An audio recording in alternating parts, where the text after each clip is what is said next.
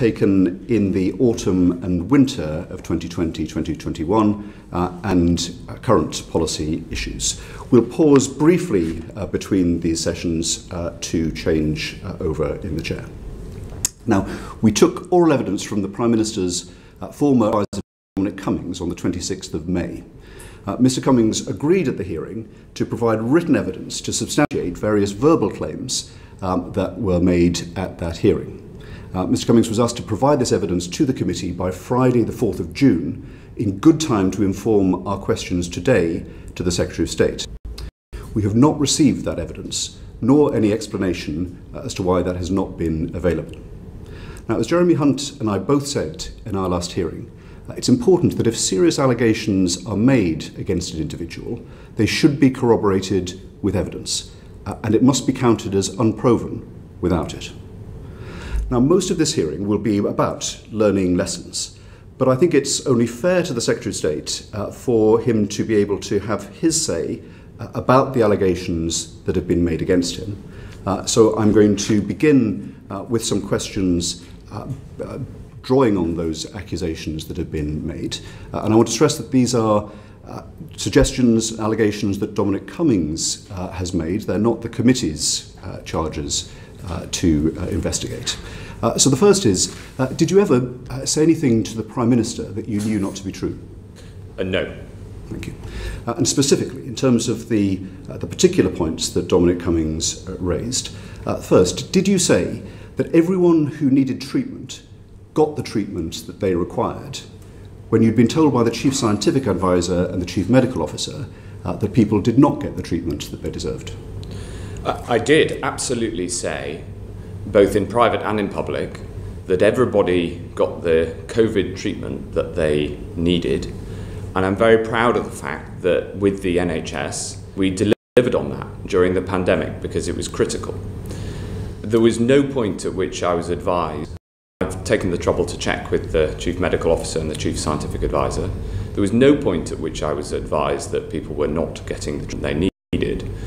On the contrary, one of the things that we succeeded in doing through the entire response to this pandemic has been to protect the NHS so that people have always had access to treatment for COVID.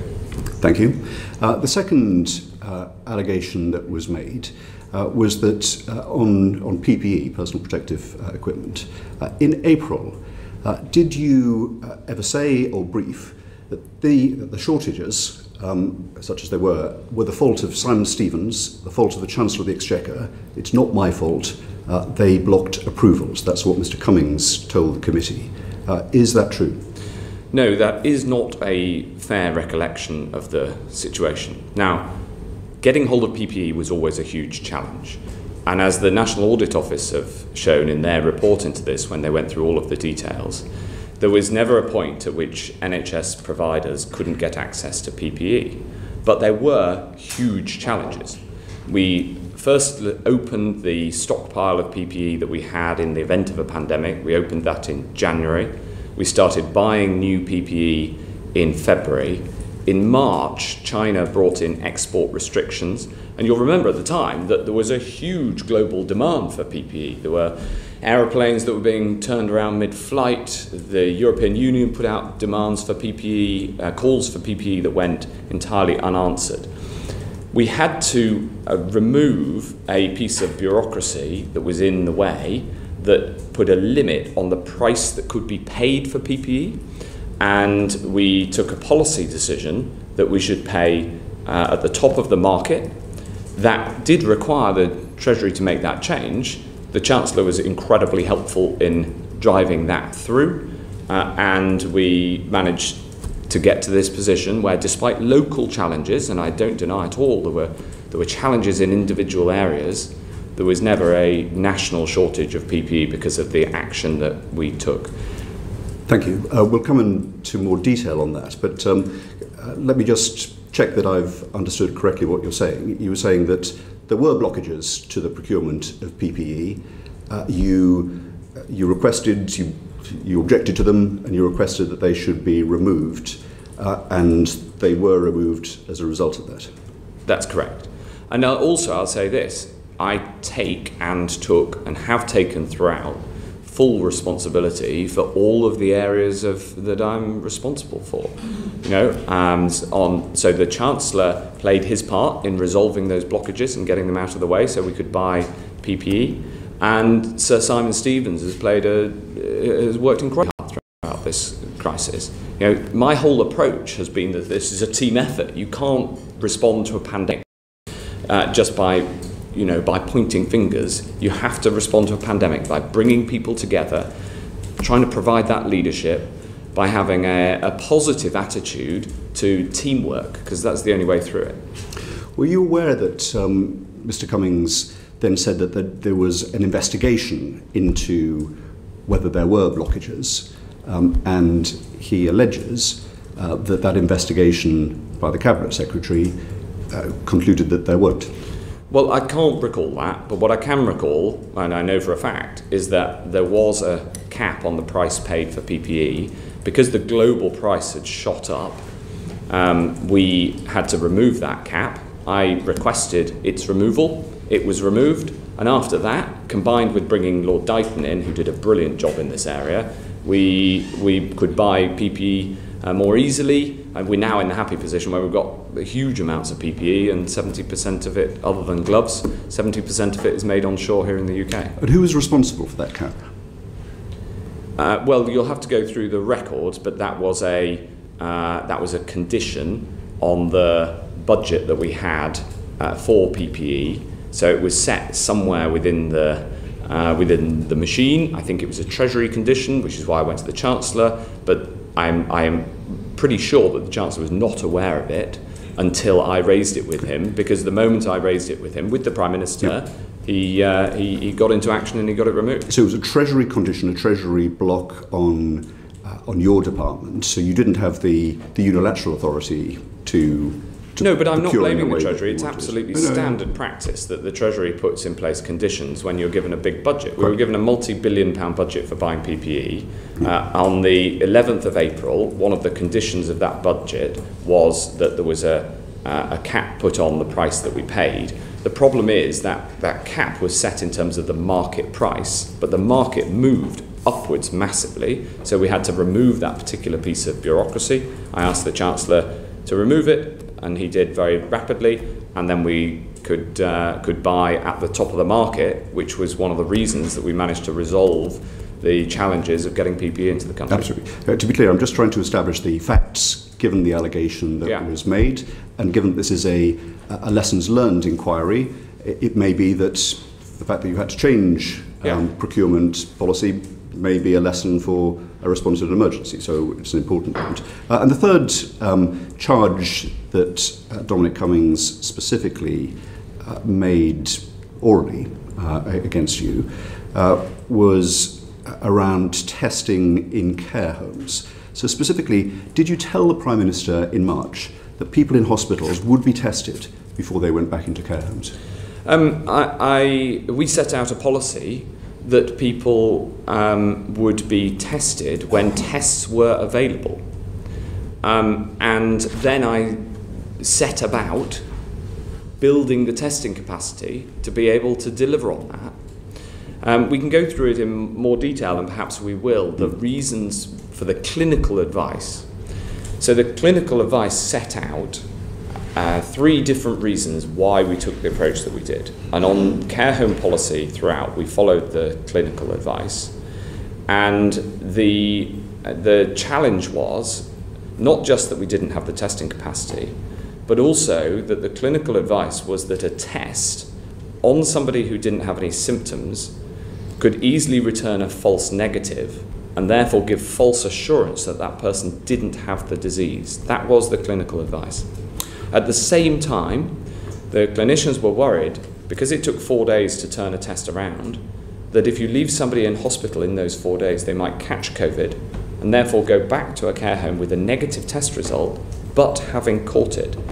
And so the advice was the most important thing was infection prevention control in care homes, and the evidence has shown that the strongest route of the virus into care homes, unfortunately, is community transmission, And so it was staff testing that was the most important thing for keeping people safe in care homes. And obviously, again, for that, we needed the testing capacity. So those are the reasons for the decisions that were taken. That's the clinical advice that we received. We accepted this clinical advice. But in relation to what I told the Prime Minister, of course, the relationship between the Secretary of State and the Prime Minister is often that I make commitments to do things, I get on and do them, and then they're delivered. That's how the relationship works, as you probably know. Indeed. So we'll come on, as you anticipated, in some more detail in the second section of this morning's evidence. But you've been very clear in your answer that what you told the Prime Minister was that people would be tested on discharge from hospital when tests were available. That was always clear in terms of what you said, and as far as you know, what was understood by the Prime Minister and others in Downing Street. Well, I just take you to actually it's worth going to the precise language of the testimony that you were referring to, because that is in fact what was said, that people would be tested, and my job was to build that testing capacity, and with the team, we absolutely did. I understand. We'll, as I say, come into the policy questions and lessons learnt during the rest of this morning. I wanted to get your response to those charges that were made. Is there anything you want to add as a right of reply to the oral evidence that you heard from Dominic Cummings? Well, it is telling that no evidence has been provided yet, but there's a reason for that, I think, which is that, throughout this, I have got out of bed every morning with the view and the attitude that my job is to do everything I could to protect lives and to get this country out of the pandemic.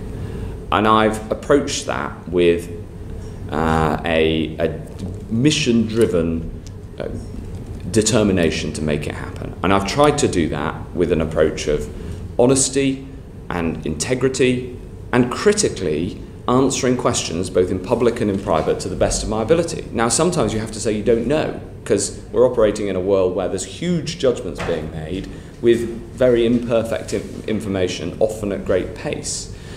But from the approach I've taken, not least in public and to Parliament and select committees like this one, and in private to the Prime Minister and everybody else, has been to be direct sometimes, yes, and I can be quite forceful when I'm trying to get something through if it needs to happen. But that's what you have to do. And crucially, you have to bring the team with you. There are a lot of people doing the biggest job that they'd ever done in their lives, and you have to build confidence that people can go ahead and do what needs to be done, and then they're going to be supported in the judgments that they take. So we'll go through, no doubt, lots of difficult judgments that were made, and it's very important that we learn the lessons of which of those judgments could have been improved. And indeed, like on care homes, we did manage to improve the system over time. But the attitude and the approach was always to be direct and as straightforward and honest as possible. So in a way, I welcome this opportunity to tell you the truth of what happened, given the discussion that there's been over the past couple of weeks. And given that discussion, why do you think it was that Dominic Cummings chose to be quite so withering? Did you have a bad personal engagement over the times? Was it a sincere difference of policy view, whether policies or, as it were, sort of operational decisions? What's the origin of this dispute? I have no idea. I mean, I worked directly with the Prime Minister from the start of this, and of course I worked with his aides and his team as well. And I have no idea. Did you know that he wanted the Prime Minister to fire you? Yes, because he briefed the newspapers at the time. Right. Or somebody briefed the newspapers. I now have a better idea of who it was. And did you raise an objection to that? Yes, of course, and I had the Prime Minister's wholesome support all the way through. And was that problematic in your discharge of your duties in Whitehall, that this was happening in the newspapers, in the public prints, but also reflecting discussions that were taking place in Downing Street? Well, I think the best thing to say about this, and this will be corroborated by lots of people in government, the best thing to say is that government has operated better over the past 6 months. I'll turn to Jeremy Hunt for the first series of questions. Thank you. Now this inquiry is about lessons learned for the future. So I just want to look in a bit of detail about the scientific advice that you received at the early stages of the pandemic. Test and trace is a very established key plank of our response now. But the original 4-point plan that was announced on the 13th of February last year, contain, delay, research, mitigate, said that community testing should be stopped after stage 1. And that's what happened 3 weeks later on March the 9th. In South Korea and Taiwan, we now know, test and trace was used right the way through the pandemic, and as it progressed, they scaled up their testing rather than scaled it down. So my first question is, when was the first time that you, as Secretary of State, were advised that South Korean-style test and trace was a potential option for controlling the pandemic in the UK? Well, I will answer that, but just before I answer the direct question, I want to correct something in the question, which is that testing was at no point scaled down.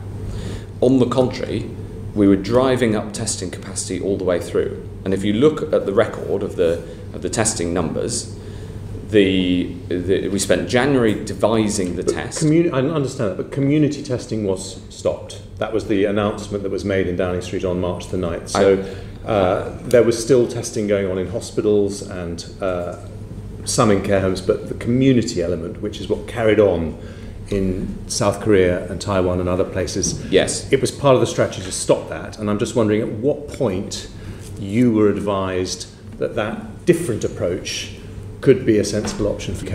Well, I thought that it could be a sensible option throughout, and this is what I was explaining. We were testing capacity all the way through, and at first in January, PHE devised the test, and we were one of the first countries in the world to devise an effective test. And then in February, we got that test up and running in practice, and we got to about 2,000 tests a day by the end of February. And then we multiplied that by 5 times over March. And in the middle of March, I took personal authority over the driving up of testing because it wasn't going fast enough. And what I'd say is that at the time, PHE were brilliant at the science and at the development, but simply hadn't had the experience or the capacity to scale. Now, this is important because what happened was that the growth in the demand for the tests for people who were symptomatic happened exponentially, whereas the growth in the testing, although very rapid, was in a straight line. And this meant that we had to prioritise the testing. Yeah, I understand that argument. I'm really trying to talk about the advice you received. Now, sure. Dr. Jenny Harries was very clear. She said community testing was not an appropriate intervention. And she said that was the scientific advice that had been around for several weeks. Let's just have a look, because I really want to look at the exact evidence. The week before the big national lockdown was announced on the 23rd of March, Imperial published a paper, which was the modelling that they had done. And they had 2 options in that. One was what they called suppression, which was effectively a lockdown approach. Yeah. And the other was what they called mitigation, yeah, which was effectively allowing the virus to spread but protecting the most vulnerable people. So there was no South Korean test and trace option in that paper. It was either lockdown or let the virus spread. Well, there is no country in the world that uses only testing and doesn't have some form of lockdown as well. And so absolutely what I was up for... Well, there is. South Korea. South Korea has not had a lockdown. And that's the question. This is really what I want to ask you. Why were you not advised that that middle way, which would involve not stopping community testing as we announced on March the 9th, but actually expanding community testing, you weren't advised that in the run-up to the first lockdown as an option? Well, I wasn't. But I'm also trying to explain that I think there's a couple of points in the premise of your question that are wrong. So The first is about capacity. Unlike other countries, we did not go into this with a testing capacity. So one of the reasons that we had to reduce the use of community testing is because we didn't have a big enough capacity, and we had to target the testing at where it's clinically most needed. The second point, which is really important here, is that the clinical advice I received was that testing people asymptomatically would lead to false negatives. And in fact, there was a SAGE decision on this, SAGE advice, on the 28th of January, saying that it would not be useful to test asymptomatic individuals. That advice was later changed. And in fact, maybe we can come on to a wider discussion about asymptomatic transmission, because that is a very, very significant part of what we have learned. So the problem was, we were advised you shouldn't test people without symptoms because you will get a set of false negative results. And secondly, that when you only have a relatively small testing capacity compared to, say, Germany or South Korea, you have to target it at the people for whom it might be life-saving. So that's the basis on which I understand. I'm not questioning that you followed the clinical and scientific advice. I accept that. Yeah. This area. I'm trying to understand what that advice was. And SAGE didn't model South Korean test and trace until April. They didn't actually discuss its impact until May. So I can't see any evidence in the papers that you or the Prime Minister were offered that South Korean style approach as an option at that first stage before the first lockdown was announced. I just want to check that is correct. That is my recollection, yes. Okay, thank you. Now, we didn't know at the time, and a lot of this is Captain Hindsight, and but it's important to learn from Captain Hindsight, because we might have pandemics in the future. We didn't know at the time that Korea and Taiwan were going to have some of the lowest death rates in the world. But we did know that Taiwan had experience of SARS, and Korea had experience of MERS. Yeah. And being nearer China, both had the pandemic, cases of the pandemic, before we did. So why do you think it took until May for SAGE to discuss the approach taken in Korea and Taiwan? I don't know. Okay. Well, let's just look at someone else that was a bit closer to us, who was also talking about the same kind of thing, which is Dr. Tedros at the World Health Organization. So he said on the 16th of March, so this is before our first lockdown, that test and trace needed to be escalated. Yeah. At that time, Taiwan, Australia, New Zealand, Korea, they'd already started closing their borders. Yeah. They'd all kept their cases to below 2% of the population. Yeah. Do you think we had a blind spot about what was happening in East Asia at that time? Because there doesn't seem to be any evidence that it was fully considered. I think that there are a significant number of lessons from this. One is that the need for a rapidly scalable testing operation must be part of pandemic preparedness, and this country did not have one. And if you think about the areas where we were strong in our response to the pandemic, they're areas where we had prior strengths. So the NHS response was very strong. Built hospitals, delivered care to everybody who needed it. The science response was very strong. You know, we have a centuries-long science tradition. We didn't have a major diagnostics industry or capability, and the tracing and isolation system was essentially built for very important but very small outbreaks. You know, as Health Secretary, you're dealing with these sorts of outbreaks all of the time. I'm currently dealing with a monkeypox outbreak and an outbreak of cases of drug-resistant TB, and that is absolutely standard. And the lack of that capability at the start meant that the options that we had were fewer. But let's just look at what you did in April very successfully, which was ramp up testing capacity to 100,000 a day. That was a big change. Yeah. If you had been advised in January or February, we're going to need more testing capacity if we want to go South Korea. So I don't think that's... And let's start this right away. But we did. So we did. In January, I was driving the system to drive up testing capacity. In fact, in preparation for this meeting, I was looking at the minutes of one of our internal meetings on the 27th of January when I was calling for the driving up of testing capacity. And PHE's response was excellent on the science, but there was simply not the experience to drive up capacity. And so when we got to 2,000 a day by the end of February, and it was still rising, but by the middle of March, it was not rising fast enough. We were not doing enough to bring in the private sector capacity, so I took personal charge of it, and then a couple of weeks later set the 100,000 target. And that 100,000 target was essential in galvanising the whole system and building a diagnostics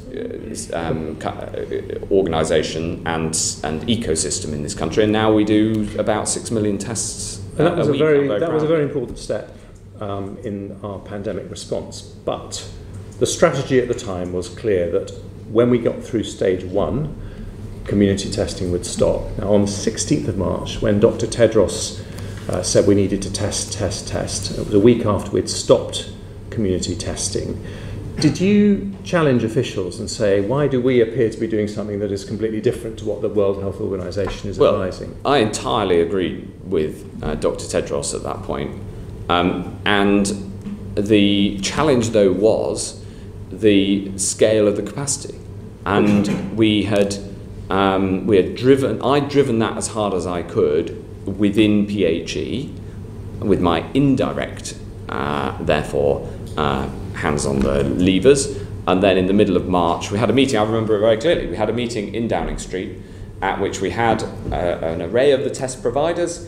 We had the PHE team who were doing that, the testing, and I took personal charge of the testing project. I know you wanted to expand the capacity. I'm just trying to understand the strategy. Yeah. So you confirmed that you weren't offered South Korean style test and trace as an option, as far as I can remember, in the run up to the 23rd of March. Did you ever ask SAGE to analyse what was going on and do the modelling for Yes, and in fact for South Korean style test and trace? Yes, and I had calls with the South Korean ministers myself in order to understand what they were doing. So why did that modelling not happen until April, and why were there no discussions till May? Because this would have been a big emergency. Essentially because of a lack of capacity. I'm talking about discussions in SAGE. I understand the lack of capacity was a problem, but in terms of the strategy, SAGE didn't discuss this until May. If you requested them to look at it earlier, why did it take that time? Well, I'm not sure that I did directly. What I was doing was asking around the world for who's got the best response. But all of these questions are predicated on the idea that we simply could have had more tests. We couldn't. I drove the system as hard as I could, including having to go in and essentially take executive authority over delivering it, and then we brought in Dido to pick that up because it was such an enormous task. Okay, I just need to ask you one question similar to what Greg asked you about Dominic Cummings' allegations, which again we have to stress he didn't substantiate when we asked him to, but I do want to give you a chance to comment on the record. He said that you used the whole "we are following the science" line as a way that meant that you could always say, well, if things go wrong, we'll blame the scientist and it's not my fault. And he said he saw you discuss that with the Prime Minister. Is that true? I don't think so, no. And I'll tell you why. And we've discussed it at the Select Committee before. My approach throughout has been that we are guided by the science. I try not to say that we follow the science.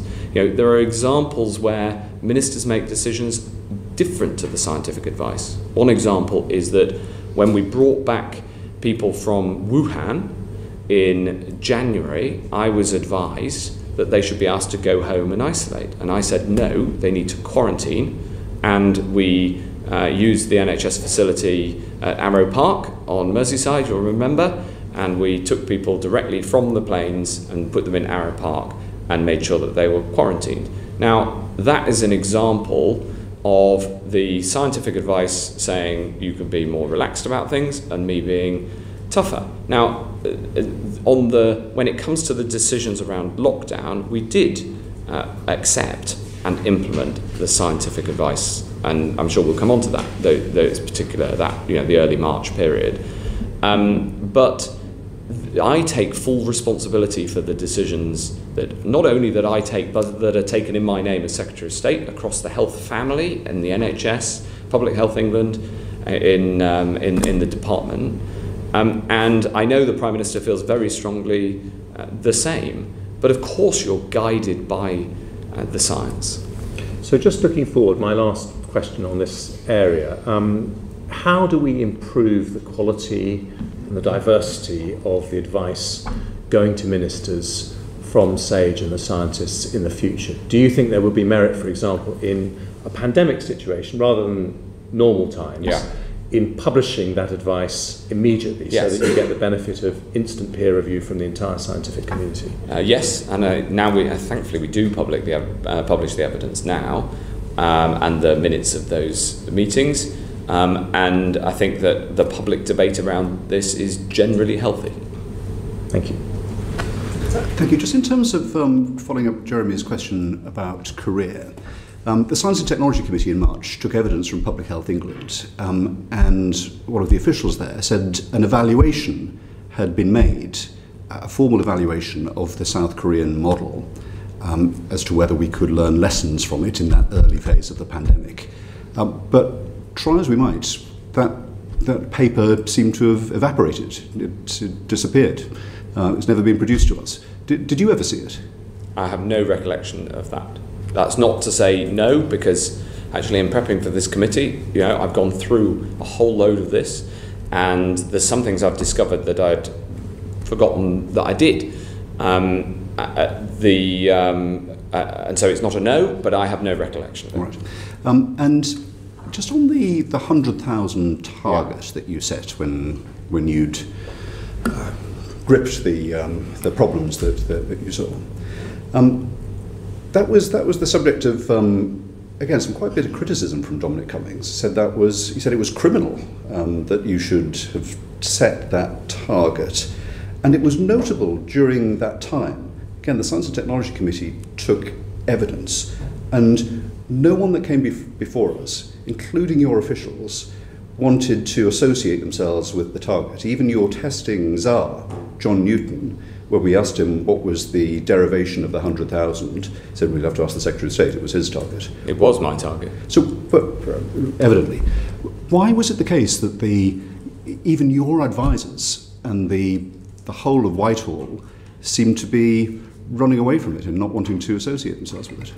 Well, I think I don't know whether the testimony you're talking about was before or after we hit the target. Before. Before. Well, there you go. So just explain what's in your mind there. Well, we didn't know we were going to hit it, and sometimes you have to put yourself in jeopardy. You put yourself on the line. And in this case, I knew we needed a radical increase in the testing capacity, a radical increase, and the incremental increases would not do. And so I set the 100,000 target, and I set it on the advice of my team who were doing the ramp up. I asked them what's the best they could do by the end of the month. The advice they gave me was just over 100,000, but 100,000 is a good number for a big target. And the purpose of the target was to galvanise the system, and it worked. And if you ask anybody involved, including many of those who've been mentioned during this select committee process, they will say that the 100,000 target mattered because it galvanised the system, not just in the government, but the whole country. We needed diagnostics companies to come to the table. We needed the NHS labs to step up further and expand. And it said to everybody, we are going for it big time. And it worked. Now, within government, the whole of the department involved in testing was focused on the goal. And I'm delighted to say that we hit it. Now, there were others. It turns out I had no idea at the time that there were others who were working, who were not as supportive as I might have hoped. You didn't know that Dominic Cummings, for example, at number 10, I knew that as far as he spoke for them, was against the whole enterprise of 100,000. Well, I was a bit surprised by the testimony that that he didn't think that we should have a target, or that we shouldn't Anyway, I was a bit but you didn't surprised know by at the the time. test. That hadn't been communicated to you at the time. No, and I'll tell you why. Because what I was just coming on to, the Prime Minister was absolutely four square behind me and gave me his full, wholehearted support in hitting the target. Because he, like me, knew that we needed a radical increase in testing, and it is a tried and tested method. In fact, it turned out afterwards, I was told that this is an absolutely standard business school methodology. I've never been to business school, but it turns out, you set a big goal, you galvanise the team, you give everybody confidence just to do what is needed to build this capacity, and it worked. And I also saw some testimony from some people saying, we needed to get to a higher number. Well, absolutely, but you can't get to a higher number without going through the lower number first, and this is what we did. Okay, Laura Short. Thank you, Chair. Good morning, Secretary of State. Dominic Cummings said on the 25th of January that he contacted you about pandemic preparedness, and you said to him, "We've got 4 plans up to and including pandemic levels regularly prepped and refreshed. CMOs and epidemiologists. We are stress testing now. It is our top tier risk register." Is that your recollection of what you said? And with hindsight, what are your thoughts on the level of pandemic preparedness that was in place at that time? Yes, I think the record is actually slightly wrong, because I said, well, that's all correct, except I said the CMO is an epidemiologist. Okay. But the question was, are we ready for something like Ebola or a flu pandemic? And famously, the preparations and the plans that were in place were for a flu pandemic.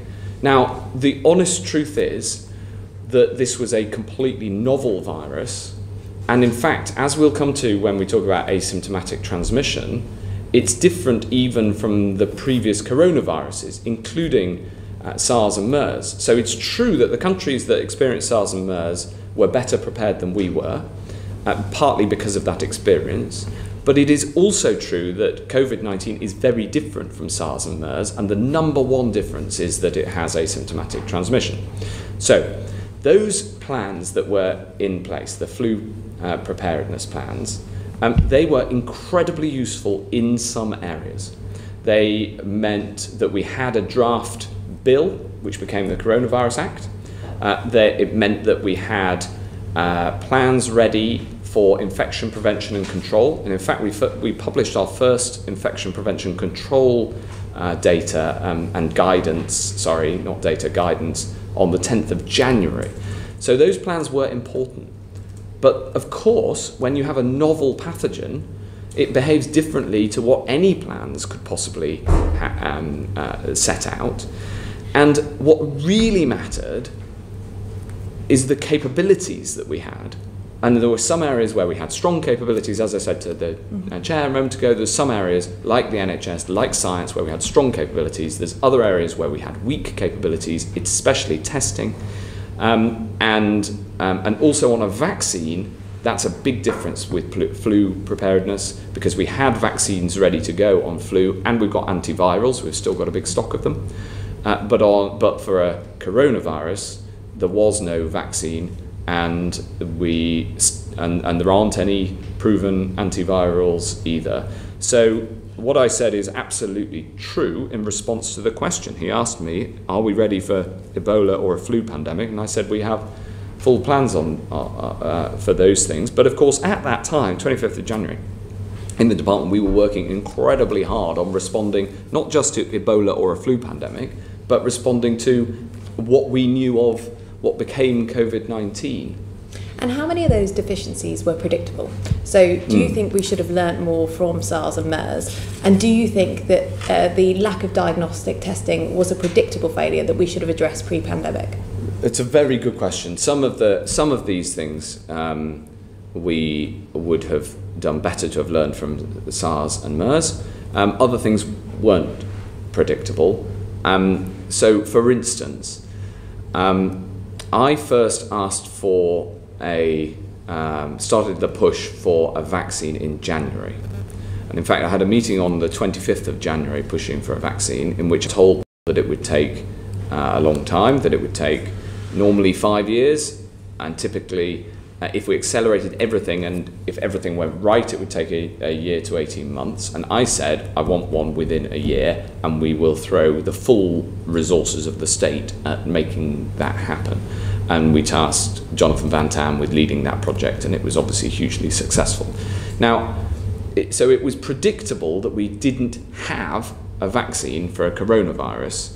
And so as soon as we knew this was a coronavirus, which was relatively early in January, we knew that the gap in the vaccine armoury would be a significant gap. There's other things that were far harder to predict.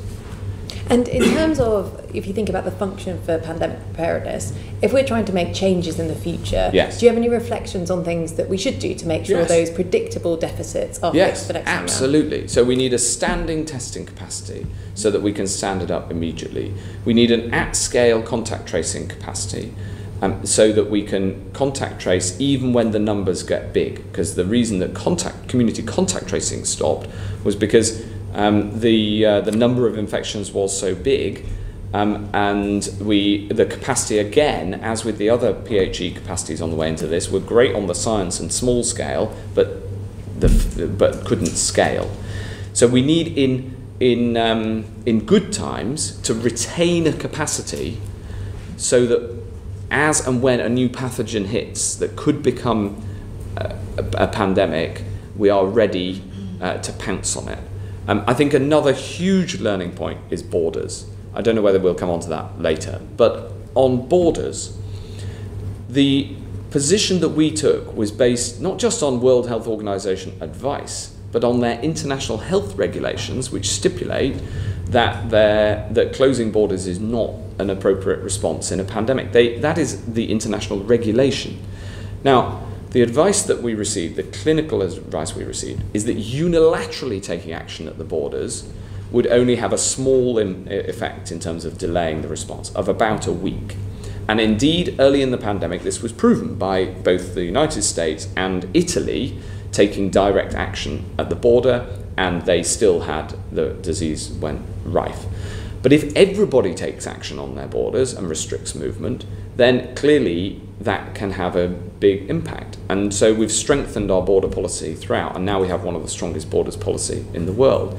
But my reflection on it at the time, and this is very important for the lessons learned, is that the only way we could have stopped, the world could have stopped this virus getting out of China, is if China itself had stopped people leaving China.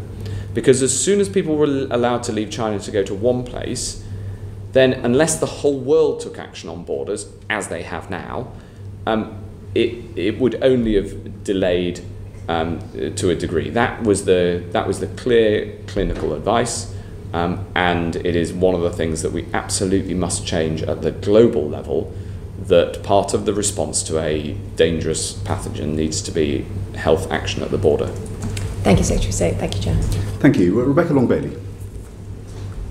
Thank you. Mr Hancock, you've said that testing was at no point scaled down. You were ramping up testing capacity all the way through, and that you wanted to scale that up certainly in February, but that you had to prioritise testing. So just before the first lockdown, what was the plan for the prioritisation of testing?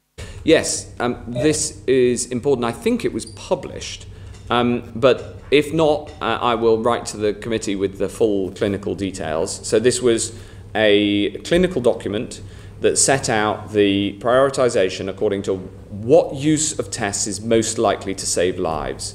And if I recall correctly, the top item was use of tests in intensive care, because in intensive care, if somebody has breathing difficulties, the difference between knowing that this is COVID-19 or not can be a life-saving difference. So if you start with intensive care and then work through, but it was a clinical prioritisation.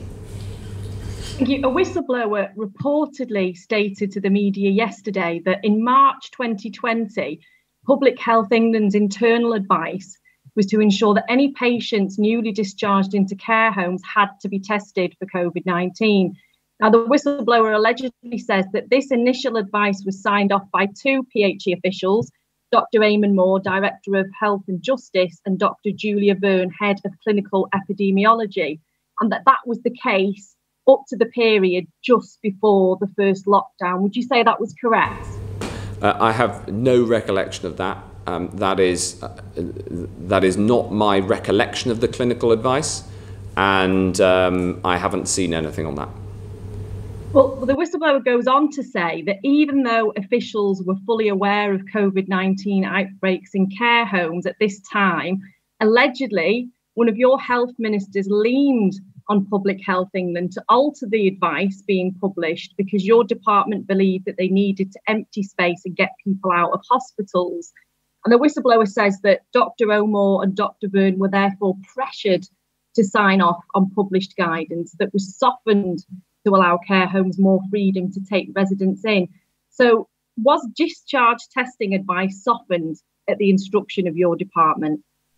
Not that I'm aware of.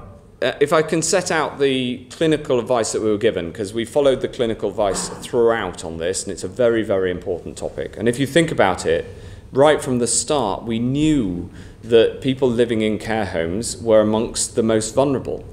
And we did all that we could to support them. And we knew that because we know that COVID-19 has a bigger impact on people the older that they are. And so this was obviously a very important topic from the start. The clinical advice at the time had three parts. Firstly, that if you take somebody who's had a test, and given that it took about 4 days for the test result to come back, and they stayed in hospital therefore for those 4 days, that test could come back negative, but the person could have caught COVID in hospital in that time. And that's obviously bad for that individual, but it's also bad for the care home, because then they'd be going back to a care home with a negative test result, people thinking that they tested negative, but having COVID-19. Secondly, the biggest challenge in this space was that the clinical advice at the time was that if you didn't have symptoms and you took a test, then it was likely to give you a false negative result. And that clinical advice stayed all the way through this period and then was changed later. And then the third point is that the most important thing to do, which is what we did in the advice that we gave to care homes starting in February, is to make sure there's infection prevention and control in the care homes. And in fact, the data published since all of this has shown that the best estimate from Public Health England is that 1.6% of the transmission into care homes came through this route. And in fact, what that tells you is that, sadly, the biggest route of COVID-19 into care homes is through the community. It's through people who live in the community and work in the care home. And so the most important thing for protecting people in care homes was staff testing, which we introduced as soon as we had the testing capacity to be able to do so. Well, certainly there seems to be a lot of confusion here as the allegations suggest that Public Health England advice was initially to test on discharge.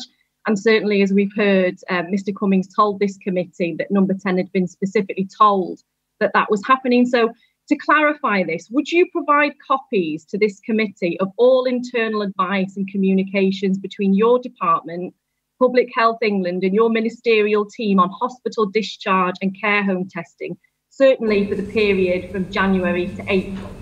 I'm very happy to ensure that the clinical advice and the clinical testimony is provided to this committee. Yes, and in particular, if you actually look at the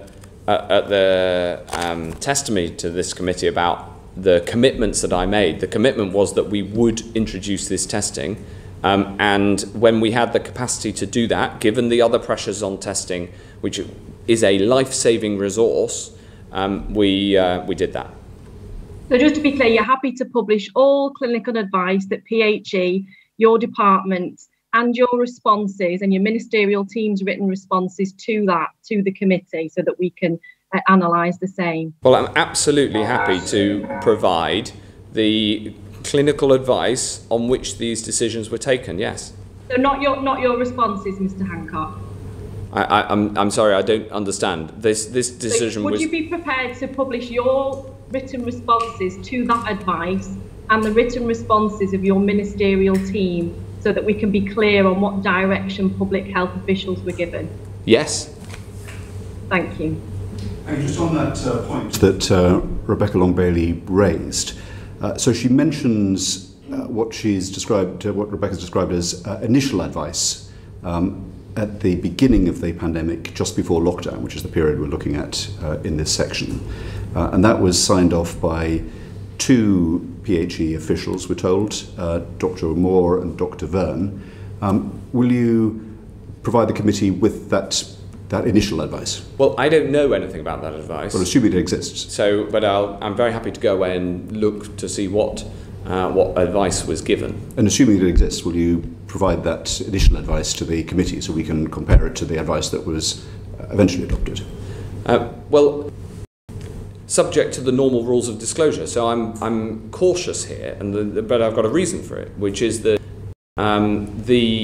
there is in that period there will have been a lot of advice written that then goes through layers of clinical approval, and there will have been. So I don't want junior officials to end up having their material put into the public domain. But what I'm very happy to do is go through and look, especially if there is particular advice from these named individuals, and to make sure that that's provided to the committee. Well, as you said in answer to a question just a few moments ago, actually transparency about the process of decision making. Everyone was operating, especially in those early weeks, in a fog of great uncertainty as to what was the right thing to do. Yeah. We're trying to learn lessons that might be applied later in this pandemic, but to other emergencies, as to what the right approach is. So what's obviously vital for that is not just to see the final products, but how the advice evolved. Yes, and also the reasons for that evolution, because there will have been a debate about it, I imagine. Precisely, exactly. So that, I think, is behind Rebecca's question. I think it's why it would be useful to see this. Okay. Thank you. Just in terms of those early weeks, and talking about taking clinical advice and following scientific advice, as you say, one of the clear things that's emerged from our oral hearings and the evidence that we've had is that clearly we didn't lock down early enough. Neil Ferguson suggested quite a lot of lives would be saved. I think he said up to half of those initial deaths if we'd locked down a week earlier. The whole question of the changed advice in the middle of March reflected that. And again, this is something that I think has pretty clearly emerged. And some people said there was a degree of groupthink around this. From your position, did you not see that for all of the kind of complex modelling, that actually the mathematics of this pandemic were pretty stark? That you have, say, 60 million people in the adult population. If 2/3 of them contracted COVID and 1% of those who contracted it died, we'd have 400,000 deaths, and that is unacceptable and liable to overwhelm the NHS.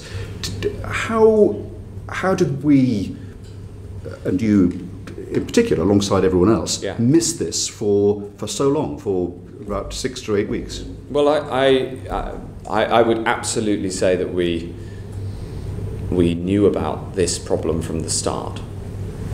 And the challenge in those early weeks of March was making a massive judgment, probably the most significant judgment that any Prime Minister has made, certainly in peacetime, based on incomplete information and at great pace. So I instructed the department and the health system to plan on the basis of a reasonable worst case scenario in January, in fact on the 27th of January.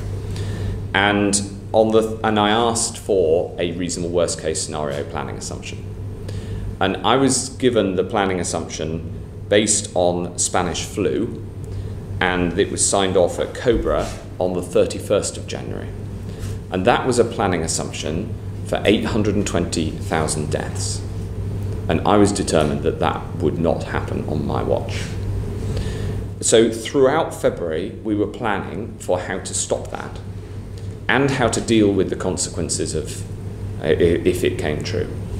And in the middle of February, the scientific advice confirmed that the reasonable worst case scenario should be taken as read that this was equivalent to Spanish flu. I mean, if you think about it, at the time, at the end of January, when that was first presented at COBA, I, like everybody else, thought of Spanish flu as something you read about in the history books.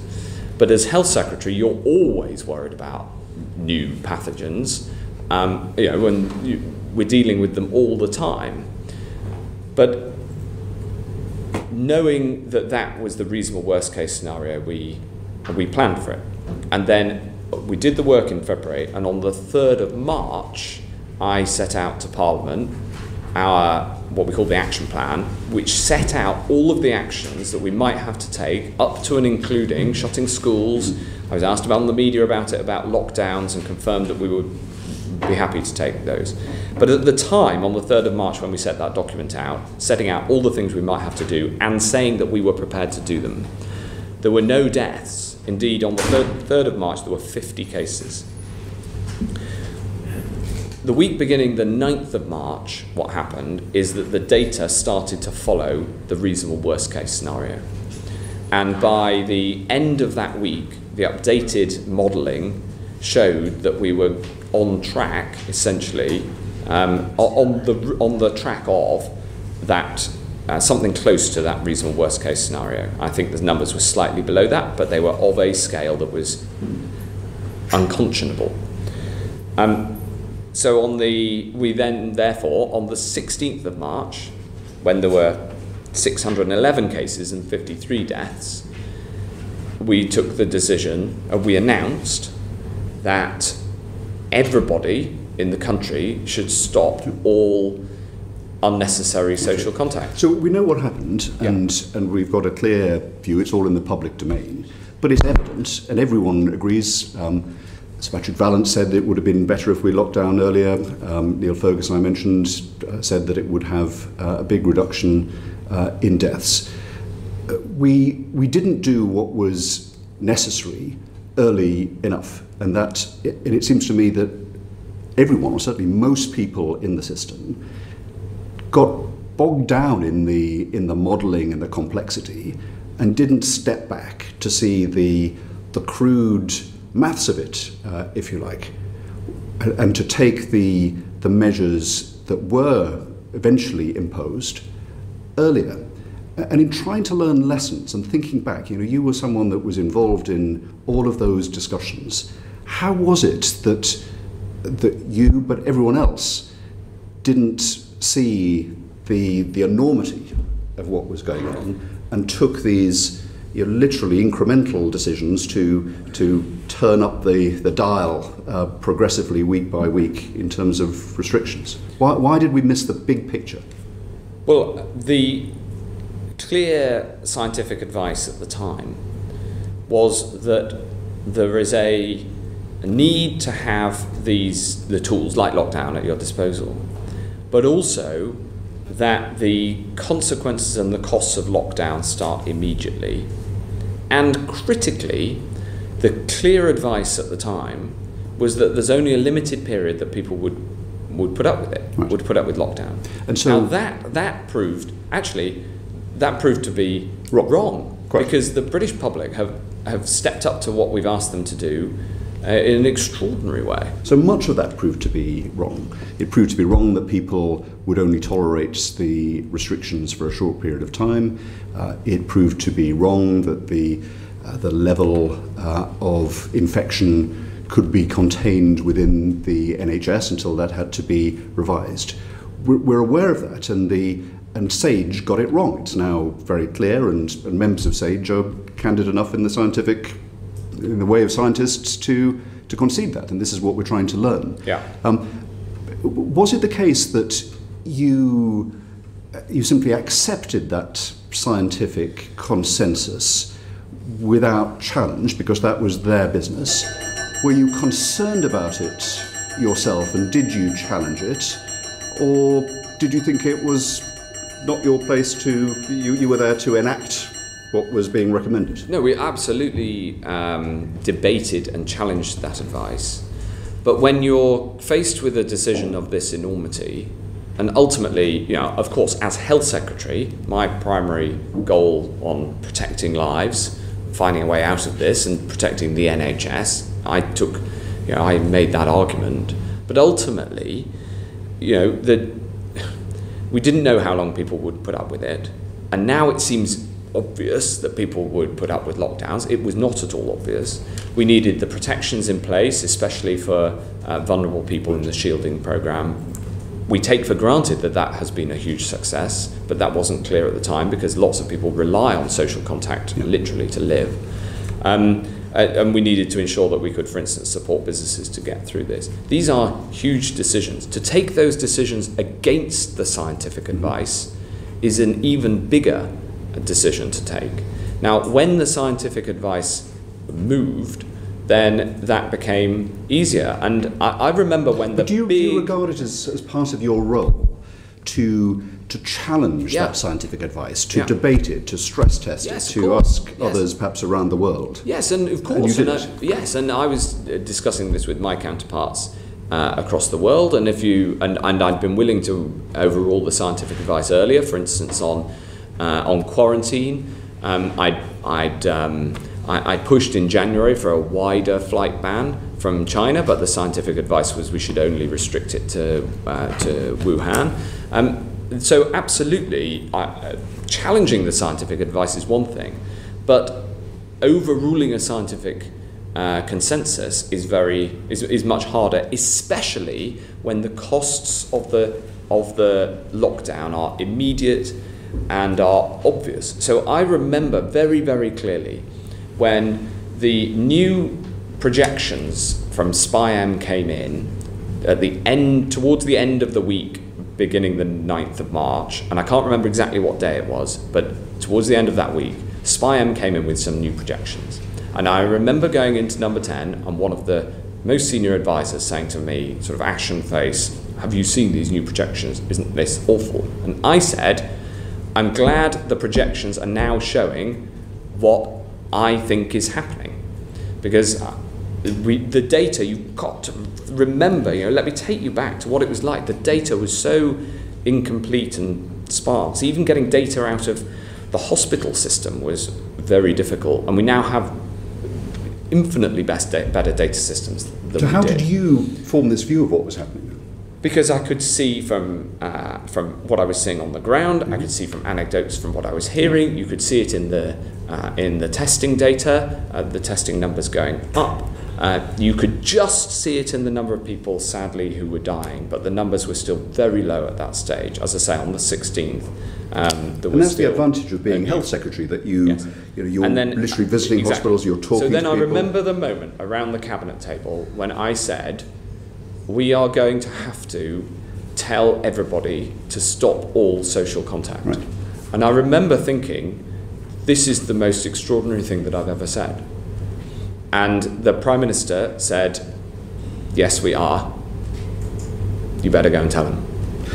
So as it turned out, what you just said there is pretty much identical to what Dominic Cummings told the committee, that he had come to believe that there was going to be a disaster and that the assumptions that the policy was being based on were wrong, but that he felt intimidated. He didn't use that word, but what he said in multiple answers said that he felt very reluctant personally to intervene, to overturn what had been an established consensus. And that's am I right in detecting in what you said a similar thought? I just think it's hard when there is a clear scientific advice to go against that with a decision of such enormity. And there's one other example that I wanted to set out. Maybe now's the moment to do it, which is about asymptomatic transmission. Mm-hmm. So one of the big reasons that we changed policy, for instance, towards care homes in April, was because of the conclusion that there was significant asymptomatic transmission. Now, there was a global scientific consensus based on decades of expert work on coronaviruses that coronaviruses do not transmit from people who don't have symptoms. And this is wrong. But it's wrong because this is a novel pathogen, it's a novel virus, it's unprecedented. I heard evidence from China that there was asymptomatic transmission in January. And I also remember talking to my German opposite number, Jens Spahn, and they had seen some evidence in Germany. And I asked the scientists to look into this. And in fact, I was so worried about it, I arranged a call with the World Health Organization. And I was told on that call that with respect to China, this was likely a mistranslation. When was that call that you made? At the end of January. I can get the exact date. You'll have a transcript of that. We have a note of the meeting, yes, and I'm happy to supply that to the committee. I was told that it was likely a mistranslation. And after that, we did not get the evidence from China which could have proved it.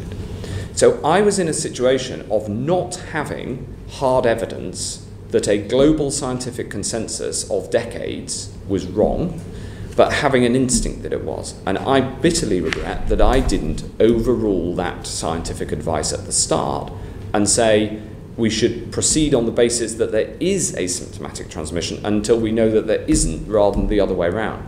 But when you're faced with a global consensus and you don't have the evidence that you're right and this scientific consensus is wrong, it is hard to do that. And eventually, on the 2nd of April, the World Health Organization was still claiming that there was no evidence of asymptomatic transmission. It's the 2nd of April.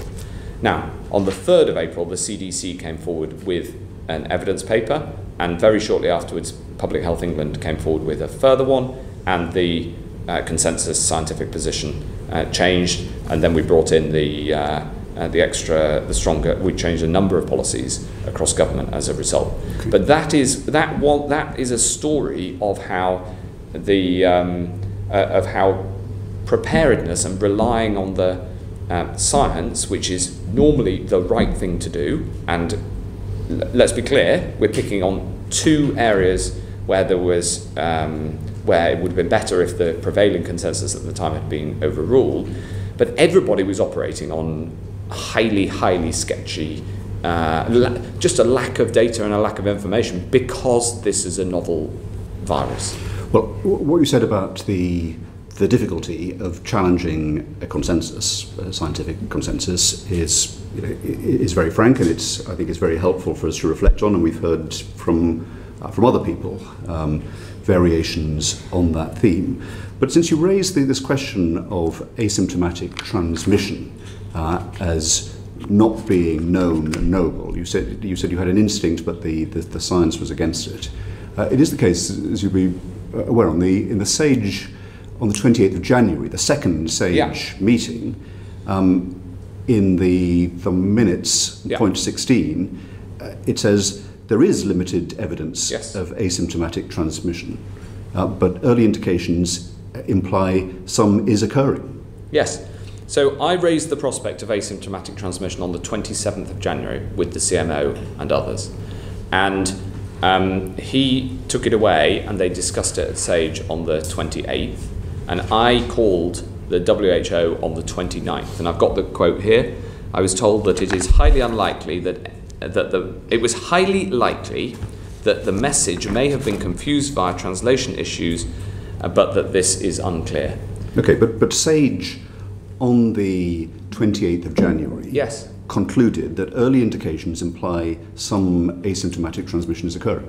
Yes, and the overall scientific... So SAGE did not... So in the minutes of SAGE, it was not recorded as saying the consensus is that there's no asymptomatic transmission. Quite the opposite. They're saying early indications imply some is occurring. But the World Health Organization advice and the clinical advice that of the most likely situation that I received remained that asymptomatic transmission was unlikely. And in fact, the WHO's position was that, and I quote, there has been no documented asymptomatic transmission. Now, as I say, given all of this and this debate, and it's an absolutely accurate reflection of the debate, I regret that I should have stuck with my guns and said, well, there is, even if it's uncertain and even if it's relatively small, we should base policy on that, because even though the advice, the formal advice I was receiving was that it is asymptomatic transmission is unlikely, and we shouldn't base policy on it. And that was, and I should have overruled that. Well, this is an important point, and you mentioned the WHO in that, and you said that the WHO view on the 2nd of April, I think you said, was that asymptomatic transmission was not to be assumed, was not a possibility. But in fact, the WHO on the 2nd of April, in its situation report, said, and I quote, "Transmission from a pre-symptomatic case can occur before symptom onset." Yeah, and so we had this position where there was this essentially there were individual instances of the evidence being presented, but the overall scientific conclusion, which was the recommendation for the policy advice, was that it was highly unlikely there was asymptomatic transmission. Well, that's a strange thing to conclude, because SAGE, on the 28th of January, said early indications imply some asymptomatic transmission. The WHO, on the 2nd of April, said for transmission can occur before symptom onset. So there certainly wasn't a consensus. There might have been mixed messages, but not a consensus. Well, there was what I can tell you, and I can send you the details, is that the clear overall clinical advice was against this, despite the fact that I raised it from the start, and there were individuals in the system who were pushing this argument, and there were individual conclusions. But if you look at the totality of the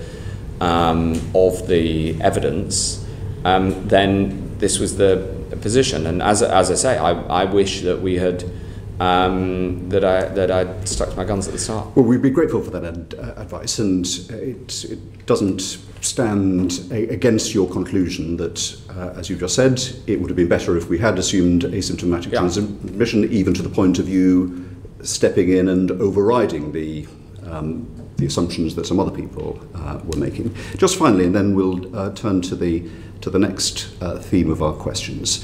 We heard, as I'm sure you've seen reported from Dominic Cummings, that during this period in mid-March, when the penny was dropping, that we were on the wrong track and needed to change, the Deputy Cabinet Secretary, Helen McNamara, came into number 10 Downing Street and, according to Mr. Cummings, said, "This country is heading for a disaster. I think we're going to kill thousands. There is no plan for this. We're in huge trouble." Was there a plan? Yes, and at that point we had published it. So Helen McNamara was wrong, or do you think she didn't say that? I have absolutely no idea. But what I can tell you is that we published the action plan of the actions that we might need to take, including these extraordinary, unprecedented actions. And the question was when to make the judgment to do it, when to put in place, if it was needed, a lockdown, closure of the schools, etc. And so Ms. McNamara or one of her colleagues hadn't communicated to you her concern that there was no plan? I don't recall having any conversations with her at that time. Or any of her team of officials?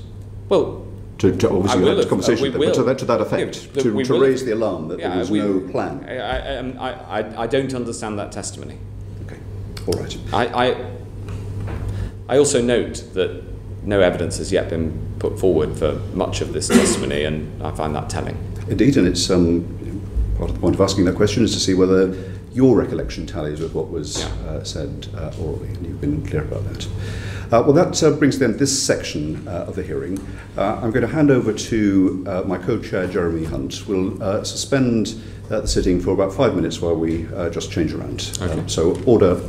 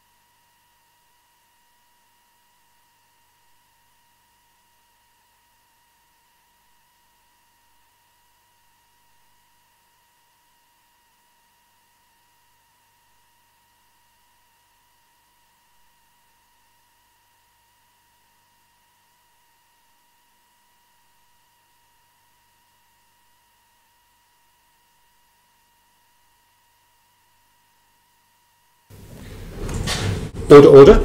Welcome back to the joint hearing of the Science and Technology and Health and Social Care Select Committees.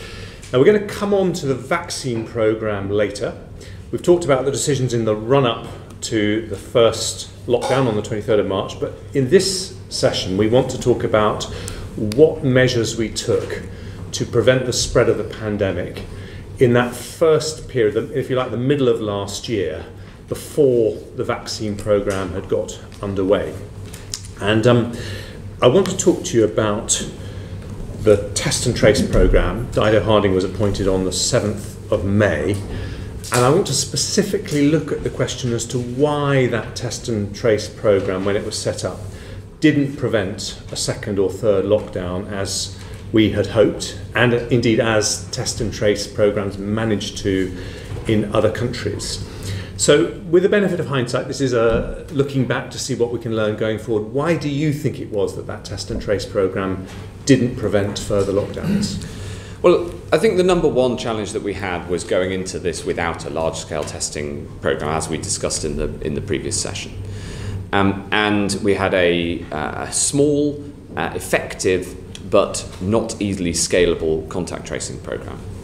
And putting those things in place at very large scale is hard. So we needed somebody to who had experience both of building big retail organisations and of the NHS and healthcare, and there was nobody better placed than Dido Harding to do that. As I said earlier, I'd taken on essentially, executive authority to make it happen, but I had a lot of other things that I needed to do. In fact, one of the things we did during this whole period was we brought brilliant external people in, Paul Dighton on PPE, Kate Bingham on vaccines, and others. So the starting point is that building a plane in flight is harder than flying a plane that's been built for a while. And that is central, I think, to some of the areas where this country found it more difficult. Next thing is making sure that we had a system that was rigorous enough, was critical. And we built that over time. And there were improvements that we had to make as we learned. So, for instance, one of the changes that we made in about September, October, was that if you were phoning somebody up on the contact tracing side to an individual, you asked them to tell their contacts in their household to isolate, instead of asking for the names of all those individuals and then phoning them one at a time. That change increased the efficiency of the system enormously, and was something that we had to improve. So when you build a huge system that I think Baroness Harding has said that it was about the size of Tesco and she built it in 6 months, there's constantly things that you have to learn on the way through, whereas if you start with the system, then it's got all those teething problems ironed out. So do you think, 5 months later, on the 7th of October, after it had been set up, SAGE said that test and trace at that stage only had a marginal impact on transmission. At that point, and recognising that huge improvements have been made since then, but at that point, was that a fair assessment? Well, I think that was probably at that point a backward-looking assessment, because by that point we had a very large system. And it was a fair assessment of what had happened to that point? It's SAGE's assessment. But is it yours? No.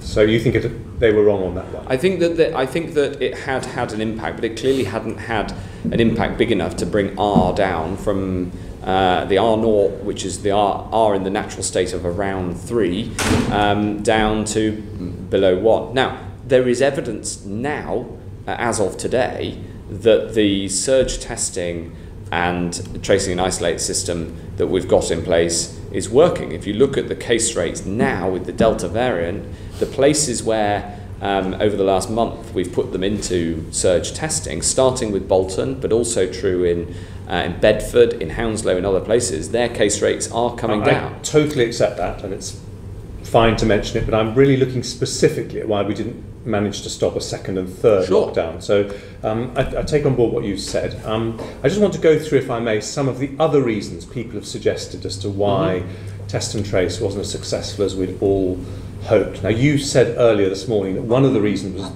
that by the time we set it up, we already had around 2,000 cases a day, which was much higher than the levels that Test and Trace was having to cope with in Korea and Taiwan. So that simple scale was one of the reasons. Another reason that people have suggested is because people who were asked to isolate by Test and Trace didn't actually do so. Now, in February of this year, Baroness Harding gave evidence to the Science and Technology Committee, where she presented two bits of evidence. One that said that 20% of people weren't fully isolating when they were asked to. Another that said that 40% weren't fully isolating when asked to. Do you have a more up-to-date number as to what numbers of people more recently are fully complying with the isolation requests? I don't have an up-to-date figure. I'm very happy to write to the committee with whatever we have. I'm afraid I didn't prepare on topics of on that topic. But what I would say is that we can see it working, and since Baroness Harding said that in February, we've done two important things. One is that we've strengthened the isolation payment so that in the targeted areas, anybody earning less than 26,000 gets the £500 isolation payment. So we've strengthened that element of it. And the second thing is we've increased the size of the isolation assurance service, which is the team of people who phone up and knock on the doors of those who are meant to be isolating to make sure essentially that there's stronger enforcement of isolation. Thank you. And that's, I think, very welcome news. But I think the very specific thing we're trying to understand, because this is a lessons learned exercise, is why in that middle period of last year we weren't successful in preventing the second and third lockdowns. And when Baroness Harding gave that evidence in February, we were in the middle of our third lockdown. Now, just on that point of financial support, some people say that one of the reasons people didn't isolate is because we didn't just give a simple promise that if you isolate because you're asked to by Test and Trace, we will make up, as the state, any salary loss that you have. Would that have helped? Well, the challenge that we had with that proposal is the extent to which it might be gamed, because after all, a contact gives Test and Trace their contacts. That is what contact tracing is made of. And so you wouldn't want a situation in which you, if you tested positive, you could then list your entire friendship network who all get a £500 payment. But that friendship network would be more reassured, and you might have been more willing to give their names if you had known that any salary they lost in the 10 days or 2 weeks they were asked to isolate was going to be made up. And just with the benefit of hindsight, I appreciate not all these things were known at the time, but is that something we should have been more open to? Well, I think it's fair to say that I'm glad that we've made the change now. Okay, I think we can interpret from that perhaps what your private position is. But I just want to go on, because there were lots of other reasons that were put forward, and one of them was that we didn't have enough involvement early enough of local authorities in the contact tracing side. And indeed, some people argued in the testing side as well. Now, we know that they've been very involved recently, so I don't want to use the recent examples. This is simply about that period in the middle of last year. But knowing what we know now, do you think there is an argument that someone is more likely to comply with an isolation request if they're called up by someone locally who can then potentially check up locally rather than someone in the call centre 300 miles away? Well, of course. And the fact we've changed it to have that dual approach is testament to what I really think. Now, because I think that is the best way to do it. But if I can just explain for the record, since this is a lessons learned exercise, some of the reasoning. So you have to have the national and the local system. And we know that because internationally, where systems are local only, we know that when there's a serious outbreak, they get overwhelmed. So I remember distinctly a phone call with my Spanish opposite number in which I said, and tell me how your test and isolate and tracing system's going. He said, oh, it's terrible. it's fallen over in, and then he named a number of parts of Spain. And I said, and what about the national system? He says, no, we have no national system. So in countries that had only a local system, they pined for a national system. In this country where we had an essentially national system at the start, the critique was you need more local engagement. The honest answer is you need both. And this comes to data flows. Data flows have been strengthened enormously in this last 18 months. All the way through from the dashboard that the Prime Minister and I look at most days on what's happening, through to the management information that the department has about the whole health and care system. You'll remember from your time in the department that getting data out of the NHS used to be a huge struggle. And we now have common dashboards that we look at, making sure that there's free flow of data between organisations in a way, of course, that protects privacy, but allows for decision making and allows for targeted activity, for instance, between local and national. This is absolutely critical. It's been improved no end, but by God, was it a problem at the start? Absolutely it was. Okay, but I think we can understand now that you would need some national contact tracing capacity for surge capacity. Yes.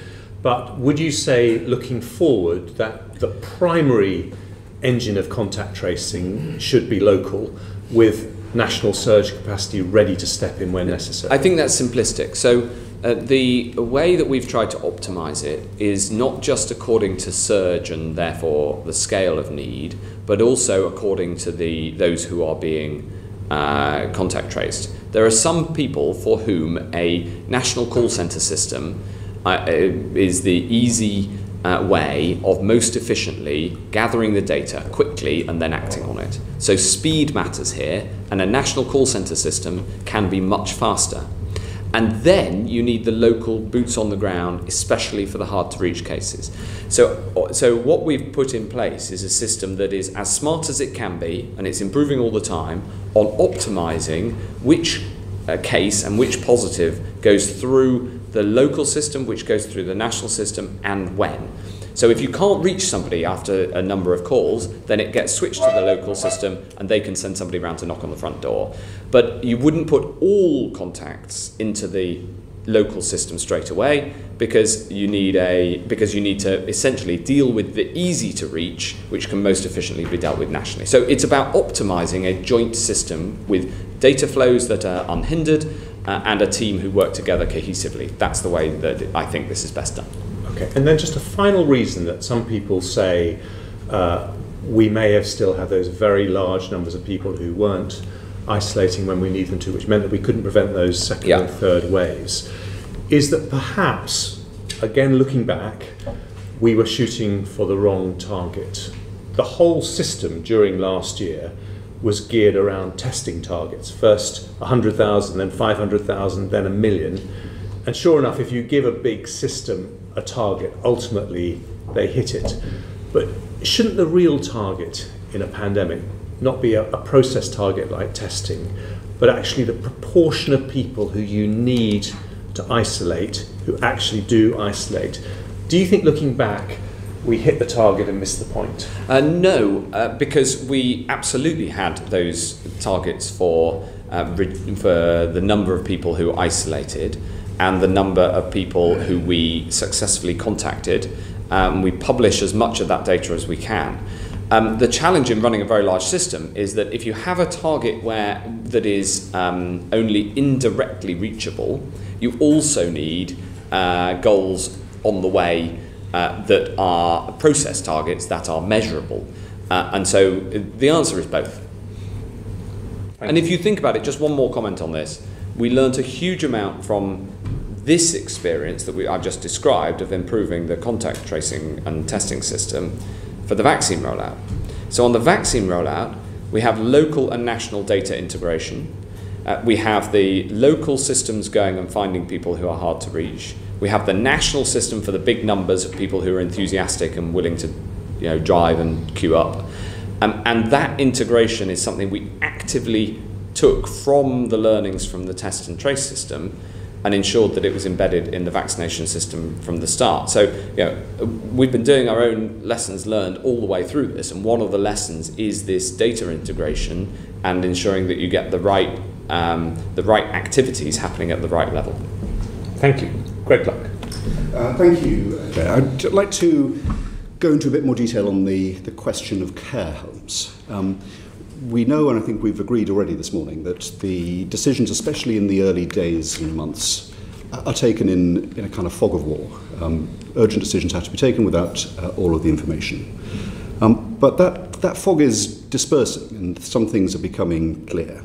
And I think it's fair to say that during this inquiry, we've established pretty clearly that we were too late to lock down sufficiently vigorously, and that many people, Sage, Dominic Cummings, yourself, everyone agrees that if we'd either known more or perhaps acted earlier, then that would have been better. I think we've learned that, and we've also established that we had inadequate testing capacity during the early phases of the pandemic. Both of those prospective conclusions, ones that you would agree with? Well, I think that I absolutely agree that if we'd had that greater testing capacity at the start, of course it would have been better. But I'm a practical man. We didn't. My job was to build it, absolutely. not just to feel sorry for myself that we didn't have it. We had to get on with it. Absolutely, and we want to be practical and to learn lessons that can be applied in future. So what I want to establish here is whether we should add a third of these lessons, which was that discharging infected patients into care homes was, and for many perhaps understandable reasons, was one of the major faults in the first steps to handle the pandemic. You said, Secretary of State, right from the start, we've tried to throw a protective ring around our care homes. What was that protective ring? Well, I think the most important words in that sentence are that we tried to. Mm-hmm. It was very hard. And all of these deaths in care homes, each and every death in a care home weighs heavily on me and always will. And we knew from the start, from very early in January, that the impact of this disease was most significant on the oldest, and therefore care homes were going to be a particular risk, care home residents. And this was a problem that we had across the whole of the UK, and indeed there were some other countries that had a really difficult circumstances. And so we put in funding. We made sure PPE was as available as possible. It was a challenge because we didn't have a distribution system. We had to build one. And we set out guidance for care homes. First guidance was on the 25th of February. And then later, when we had the testing capacity in July, we brought in the weekly testing of staff, which is, I think, the single biggest improvement in terms of protecting residents. And now, of course, we put care homes, both the staff and residents, in the top priority for vaccination. So that's what I meant, but it was very hard for a number of reasons, some of which are fixed and some aren't. So, as I am Secretary of State for Health and Social Care, yet at the start of this pandemic, the powers I had over social care were extremely limited. The formal powers rest with local government, and formally social care is a responsibility of local government, but I feel it keenly. We didn't have the data. When I first asked for a list of all of the elderly care homes, we didn't have one, which I find totally extraordinary saying, but it's true. We simply didn't have the levers, and we had to invent a whole series of them. We now have far better data.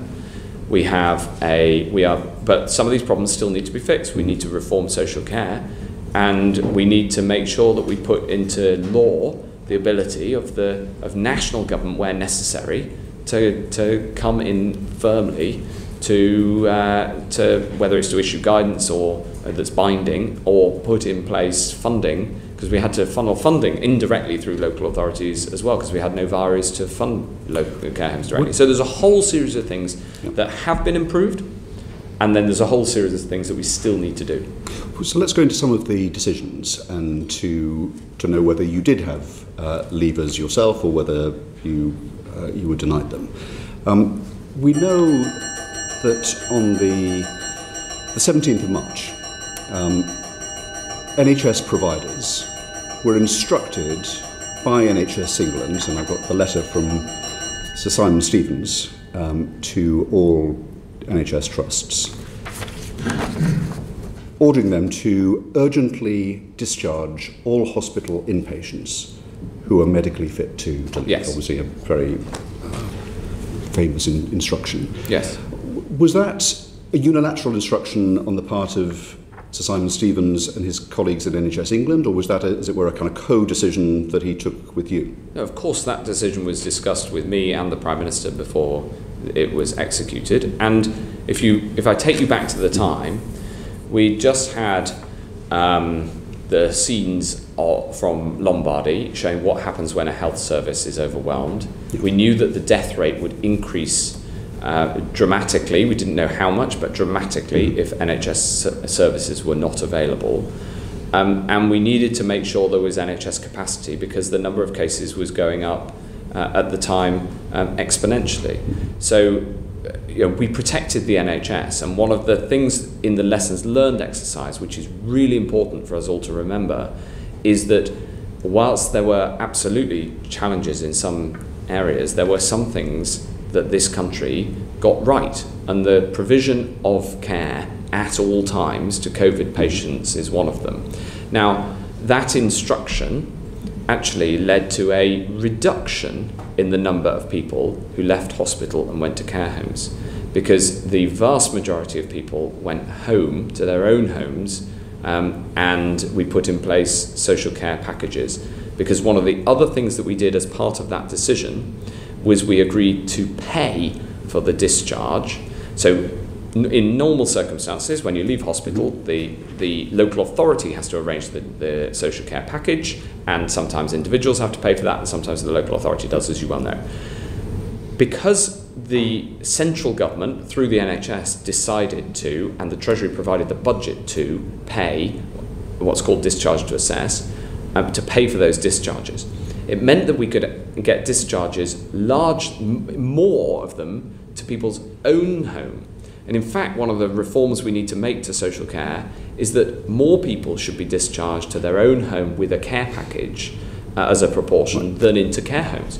So the result of that letter, ironically, and I know it's counterintuitive, the result of that letter was a reduction in the proportion of people who were discharged into care homes. Now, I'm sure we'll come on to the testings around them, and in fact, we've already discussed it to a degree.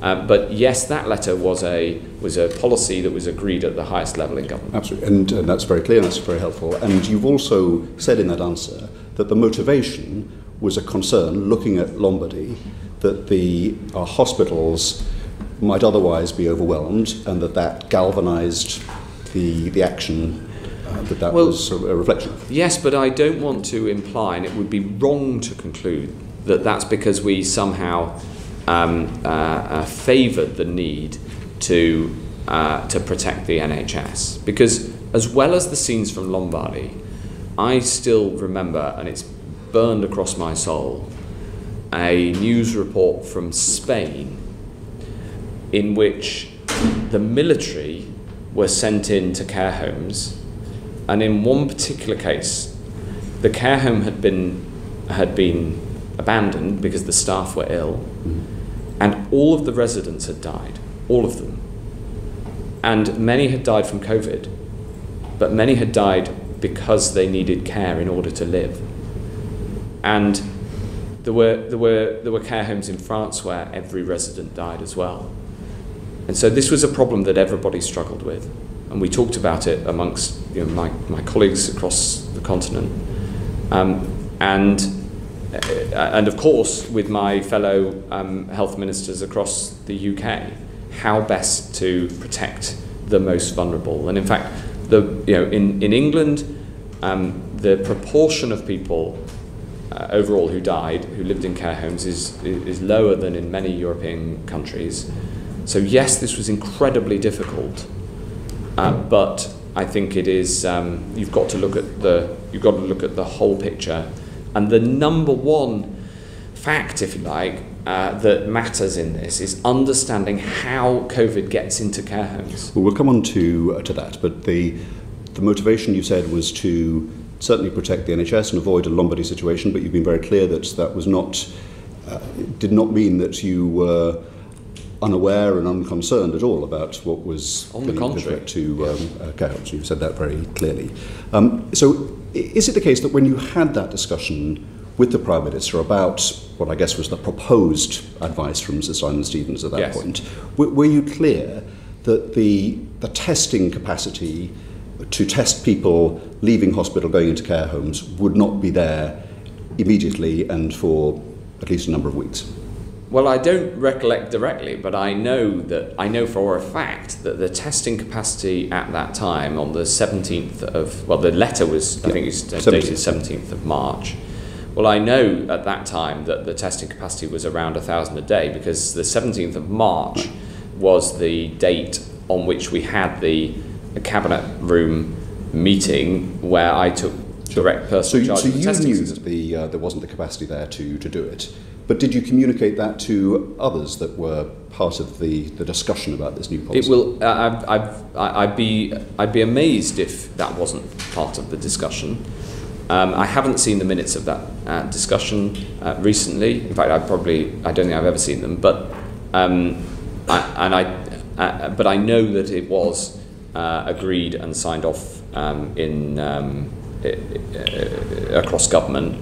There is no doubt that the testing capacity would have featured, but also remember that the clear clinical advice at the time was that testing people asymptomatically might lead to false negatives, and therefore was not advised and was seen as a not a good use of the precious few tests that we had at that moment. I mean, this is an important point of contention in our last evidence session, as you know, because the evidence that we had from Dominic Cummings was that people in that meeting felt assured that the testing capacity would be in place. Now, at the opening of the session, when I put this to you, you said you were always clear in your mind, and as far as you know, the way that you communicated this, that you were talking about a plan to get to that capacity. Is there, thinking back, was there any possibility for ambiguity there? Do you think in that discussion you could have thought you were talking about future capacity, and people like Dominic Cummings, and we don't know what the Prime Minister thought, but could they have thought that it was available now, and then? There's two responses to that. The first is, you've got to remember that we were taking huge decisions under imperfect information and against a completely unprecedented situation. And the recollection I have is that at that time, the clinical advice was clear. And in fact, I checked this with the Chief Medical Officer in the last couple of weeks, that this was his recollection as well. And the recollection was that the clinical advice was against asymptomatic testing for the reasons that we set out, and for the clinical reasons that I've reported to the committee, but they weren't my reasons, they were the clinical advice. In terms of a misapprehension, we didn't that I have no. But you were clear idea. in your mind that the capacity wasn't there, and so it would have been strange for people to assume that it was. That's right. But you don't have any kind of positive recollection of others that were part of that discussion conceding and agreeing that? I don't have any recollection one way or the other. Now, again, in the evidence that we heard from Dominic Cummings, he said that when the Prime Minister returned from his illness, in other words, in April, he came back alarmed at what was going on in care homes and asked, what's happened with all those people in care homes? And Dominic Cummings said he used a less polite version of, what on earth are you telling me? Did the Prime Minister, when he came back from his illness, did he have a conversation with you that indicated he was surprised to find out what was going on in care homes? Not that I can remember. I see. I see. And in terms of the numbers here, in your initial answer, you talked about the numbers. How many people were discharged before testing was available for people being discharged? I don't have that figure with me. I think it's in the public domain, and if it's not, I'll get you the best estimate that we have. Right. I think the NAO said it's about 25,000. So you presumably I wouldn't dispute the NAO. That reflects your feeling. I wouldn't dispute that figure. Okay. Now you did say that the number of discharges actually going into care homes fell compared to the previous year. I think I remember you saying that. The figure I actually used was that the proportion of discharges fell. The proportion. And is that from that NAO analysis? Is that that's from an NHS analysis that I think we published at the time. But if we haven't published, right, then I'll make sure we... Well, I think it is the same analysis, and that talks about a period between the 17th of March and the 15th of April. But it misses out a crucial period at the beginning of March, in which it was the case that actually the number of people being discharged from care homes was higher than it was in the year before. Were you aware of there being an escalating problem that required you in the middle of March to put the brakes on it? Well, I wouldn't be surprised, but the recollection I have of that chart, if you like, of that data series is that it was essentially flat and then fell.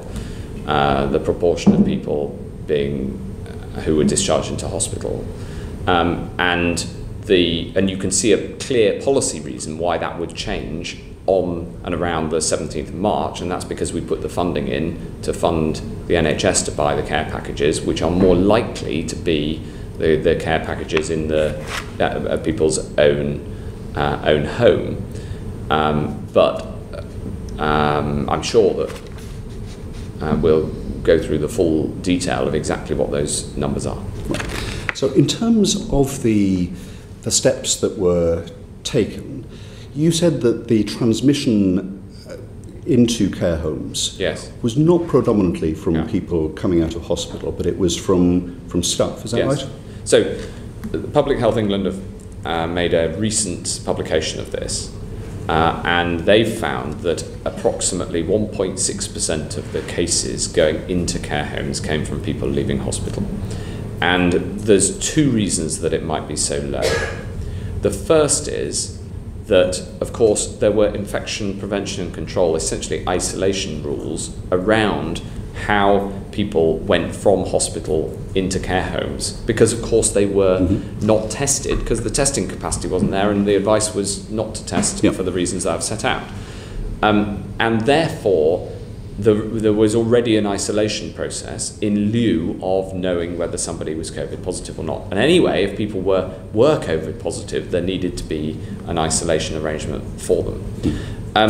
The second reason is that just in terms of the numbers, the proportion of people who go into a care home is much, much higher each day from staff. That's inevitable in any care home. The number of people who are residents who move in and out of a care home on a daily basis, even in normal times, is a fraction of the number of staff and indeed other professionals like like GPs and other health professionals. If you think about a care home and who physically goes in the door, the number of times that person going through the front door is a resident is really quite a small proportion of the total. So I do understand why people feel very strongly about this point of residents going into care homes, but in terms of the volume of human movement and interaction with a care home, you can understand once you think of it that way, because this virus transmits between humans of whatever type, whether you're a staff member or a resident, the virus doesn't know or care. It's therefore the staff testing regime that was the big change that we brought in over the summer, and then we learned all of these lessons and did a review with the care home providers and CQC and others, and came up with the care home winter plan. And so in the second peak throughout the winter, the proportion of deaths that we've had in care homes is far, far lower. And that is part of, that's one of the many lessons that we've been learning as we go through this. Well, let's come on to the staff transmission in a second. But on that Public Health England report, which I've read, essentially it relates a positive COVID result in a care home to whether that person has been in hospital before. That's the way that they call it a data linkage approach. That's the way they approach it.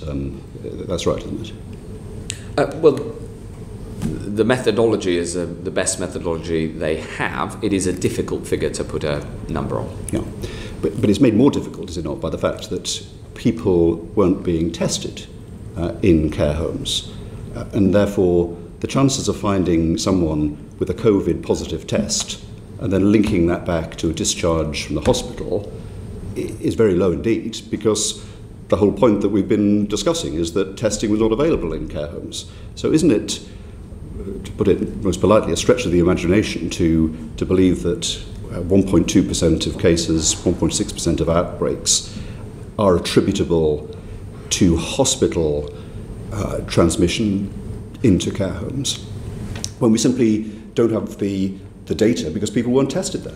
Well, it brings me back to the central point about the challenge of responding to this pandemic, which is that we were having to make these judgments, sometimes very big judgments, based on imperfect information. Absolutely. And getting better information is vital. Now, I think that that study is the best assessment that can be made, given the fact that the facts on the ground in terms of what is and isn't measurable. So it's always a challenge to measure these things. It is. And estimates are estimates. I think I described it as an estimate rather than a fact, partly for this reason.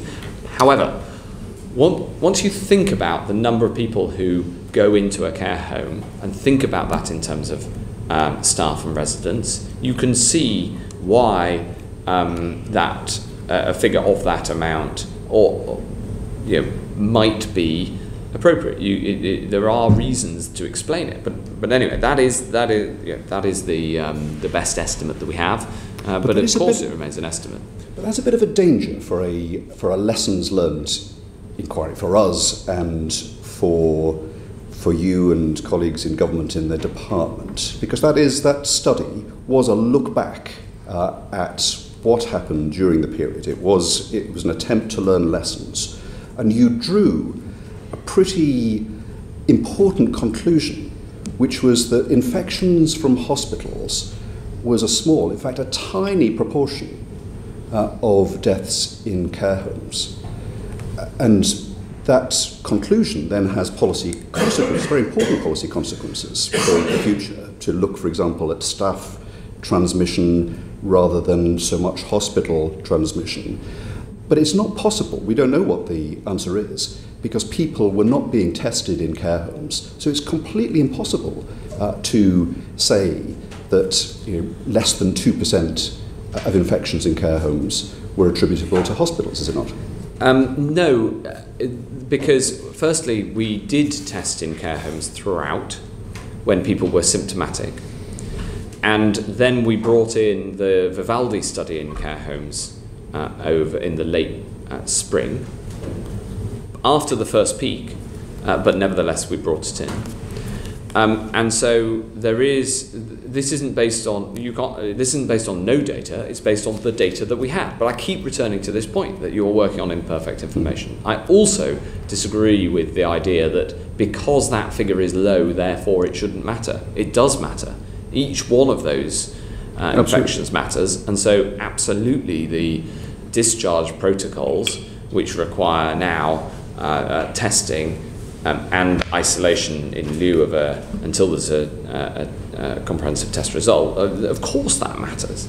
But the care home providers are very clear. We all know that there was limited testing in care homes. Yeah. So to attribute the deaths, the positive cases in care homes to hospital discharges without a representative study can't have the weight that you're placing on it. We don't know, and it's important that we do find that out. No? Well, of course, it's important that we find out as much as we can, but there are some things about that first peak that we'll never know because we didn't have the information gathering capabilities that we have now. So it's a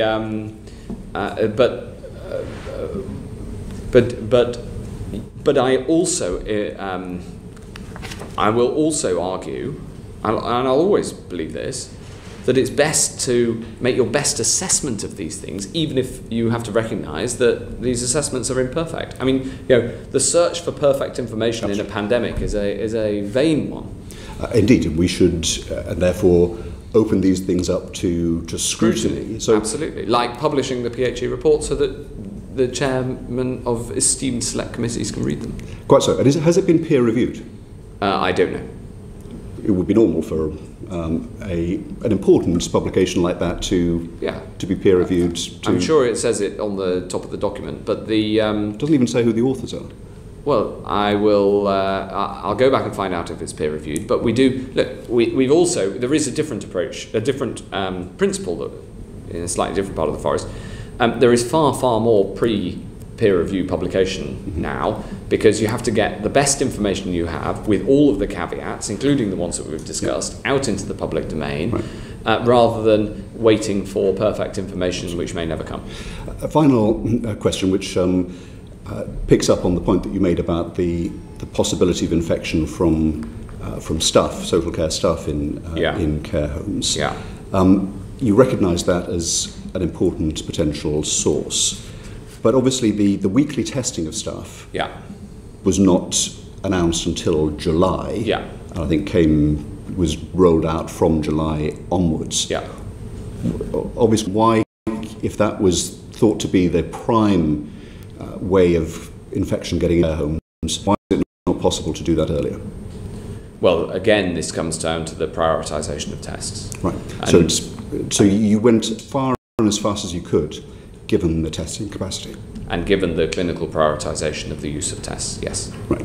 So, in essence, what you're saying is that this question of infections within care homes comes from a combination of an understandable and perhaps necessary requirement to avoid a Lombardy situation in the NHS, combined with what we've previously talked about, which was an inadequate testing capacity. That is, they're the components of the problem in care homes as you see it. And a presumption that testing people who had no symptoms would lead to false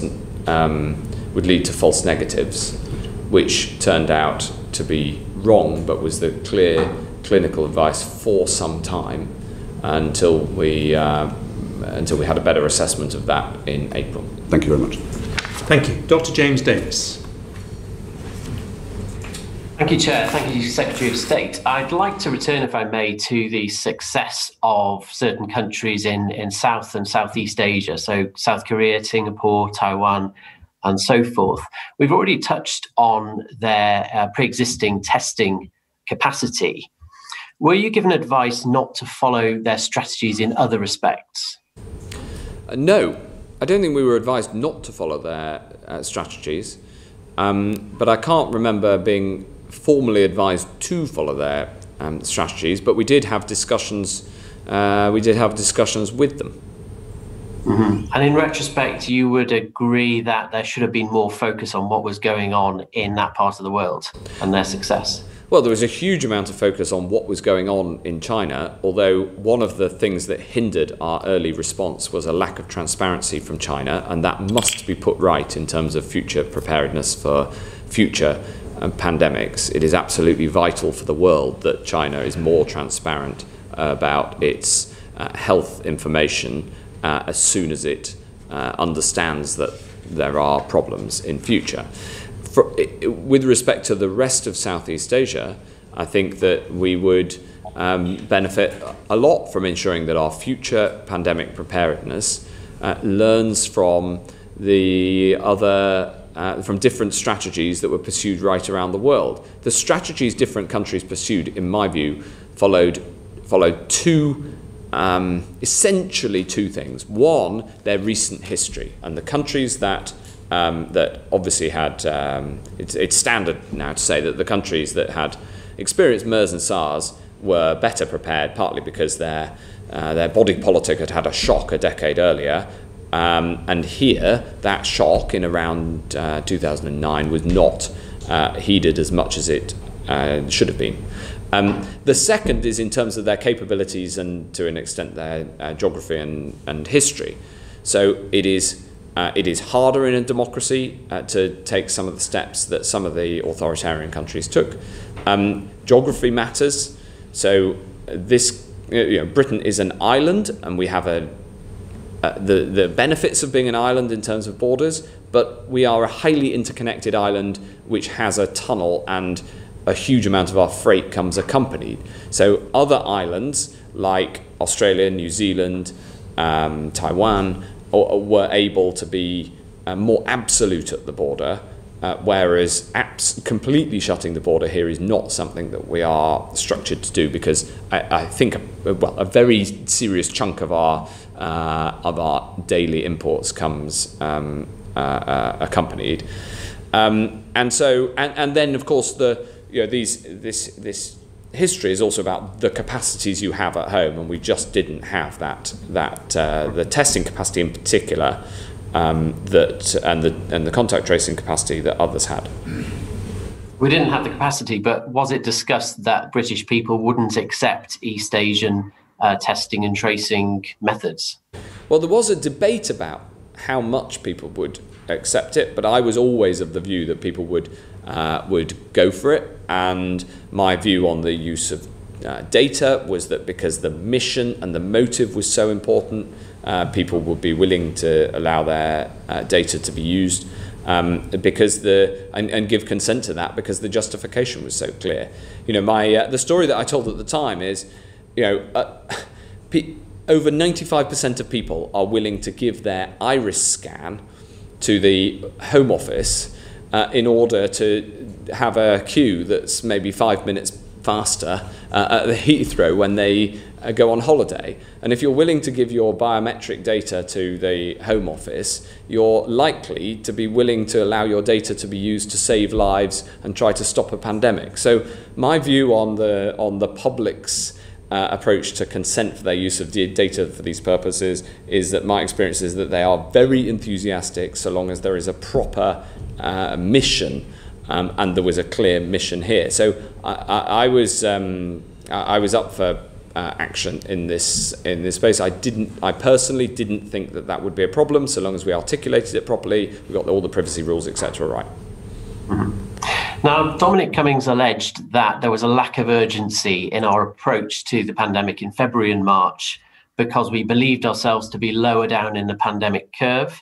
He also said that the implementation of measures was delayed because there was a lack of planning and preparations in place. And how would you respond to those 2 points? Well, the first is true and the second is false. So it's absolutely true that we thought, and the advice we had was that we were earlier in the pandemic curve than our European neighbours, and we were, as it happens, we were seeded. The virus, we now know from genomic testing and the huge genomic testing capability we now have, that there were thousands of individual incursions right across the UK. So we didn't have an outbreak in individual areas. We had an outbreak essentially everywhere at once. And that was one of the reasons that we had a tougher first wave, along with frankly the fact that the population isn't as healthy, and we know that obesity is a significant risk factor. So that was true. On the second point, the idea that we didn't have a plan, the evidence I can best point you to is the fact that we had at that point published a plan. Okay, fair enough. Finally, from me, in terms of face coverings, now SAGE discussed in late April the fact that there was some evidence, albeit weak, for the use of face coverings. Then I think on the 11th of May, they had issued advice for their use in enclosed spaces. Then the UK government mandated their use on the 15th of June in public transport settings, 24th of July in shops, 24th of September elsewhere. For the record, in Wales here, that was 6 weeks later, I think, for each change. But why was there a delay, first of all, in implementing what SAGE was advising, and also why were we as a country as a whole perhaps behind other countries in the world? Well, there was a rigorous international debate about the use of face masks, and there were very significant divisions in the science on this. And I think that it is one of the clear lessons from the pandemic. It comes down to disagreements about the most likely route of personal transmission of the virus from one person to another, and there is now a common understanding much more about aerosol transmission from one person and how face masks are therefore more important than was the initial advice. There is also a practical consideration that we didn't want people to take face masks away from where they were absolutely vital within health and social care settings. And so when we did introduce rules around public's use of face masks, we introduced them saying that you should wear a face covering, as many people in this room are, because that way it didn't take away from the provision of PPE. Now that isn't a problem. We've got huge stockpiles of it, but it was a problem at the time. Thank you, Chair. Anam Kaiser-Javid. Thank you, Chair. Thank you for joining us today, Secretary. So whether it's policy implementation or the general workings of the UK government, or even in your role as Secretary of State for Health, public trust is of paramount importance. Getting those key lines right, ensuring that communication is clear and maintaining that trust so that the general public have faith in leadership of the country. Would you agree with that statement? I very strongly agree with it, yeah. So then why during the pandemic do you think that the Prime Minister had lower approval ratings in comparison to his counterparts of devolved nations? Well, I don't think it's about approval. I think it's about, as you say, public trust. And we worked very hard to ensure that we had the support of the public. And in fact, when you look at the proof point of that, the consequence of that, the public have been incredibly strong in supporting the measures that we asked them to support. And ultimately, that's what you need the trust for. And then perhaps the most important factor when it comes to having the trust of the public is to make sure we get very, very high vaccination uptake. And we've got extraordinarily high vaccination uptake. That is, and that's true across the whole of the UK. In fact, I think it's stronger in some parts of the UK than others, but this isn't a competition. It's important that that's high everywhere. Okay, but going back to that idea of how the public view their leadership, that is something that is taken into consideration, whether that's by the media or by government or by other members of the public. In November, an Ipsos Mori poll found that 74% of the Scottish public believed that Nicola Sturgeon had handled the pandemic well, in comparison to 19% who thought the same of Boris Johnson. Now, there could be differences there because the NHS in Scotland is devolved and there's NHS Scotland, but what lessons do you think the UK government are learning in terms of their communication? Well, I don't have the latest figures on me, but I noticed that to prove your point in your question, you picked figures from November, and I've already said that I think that the operation of government has improved very significantly since November. And the public have definitely noticed that. And in fact, the public trust across the UK in the measures that the government have taken has increased significantly. I've noticed as Secretary of State that it is now more efficient, more effective, there's better communication inside of government, there's a better sense of teamwork, and that is so important in a pandemic. And the public have undoubtedly noticed this improvement over the past 6 months or so. Do you think that the public trust you? Well, I think Secretary of State? you can judge that for yourself. And I'm asking you, what would you? Well, I think all I can say is that the approach I've taken throughout this is to try to answer questions as directly and straight as possible. I'm a big team player. I'm willing to say difficult things if necessary.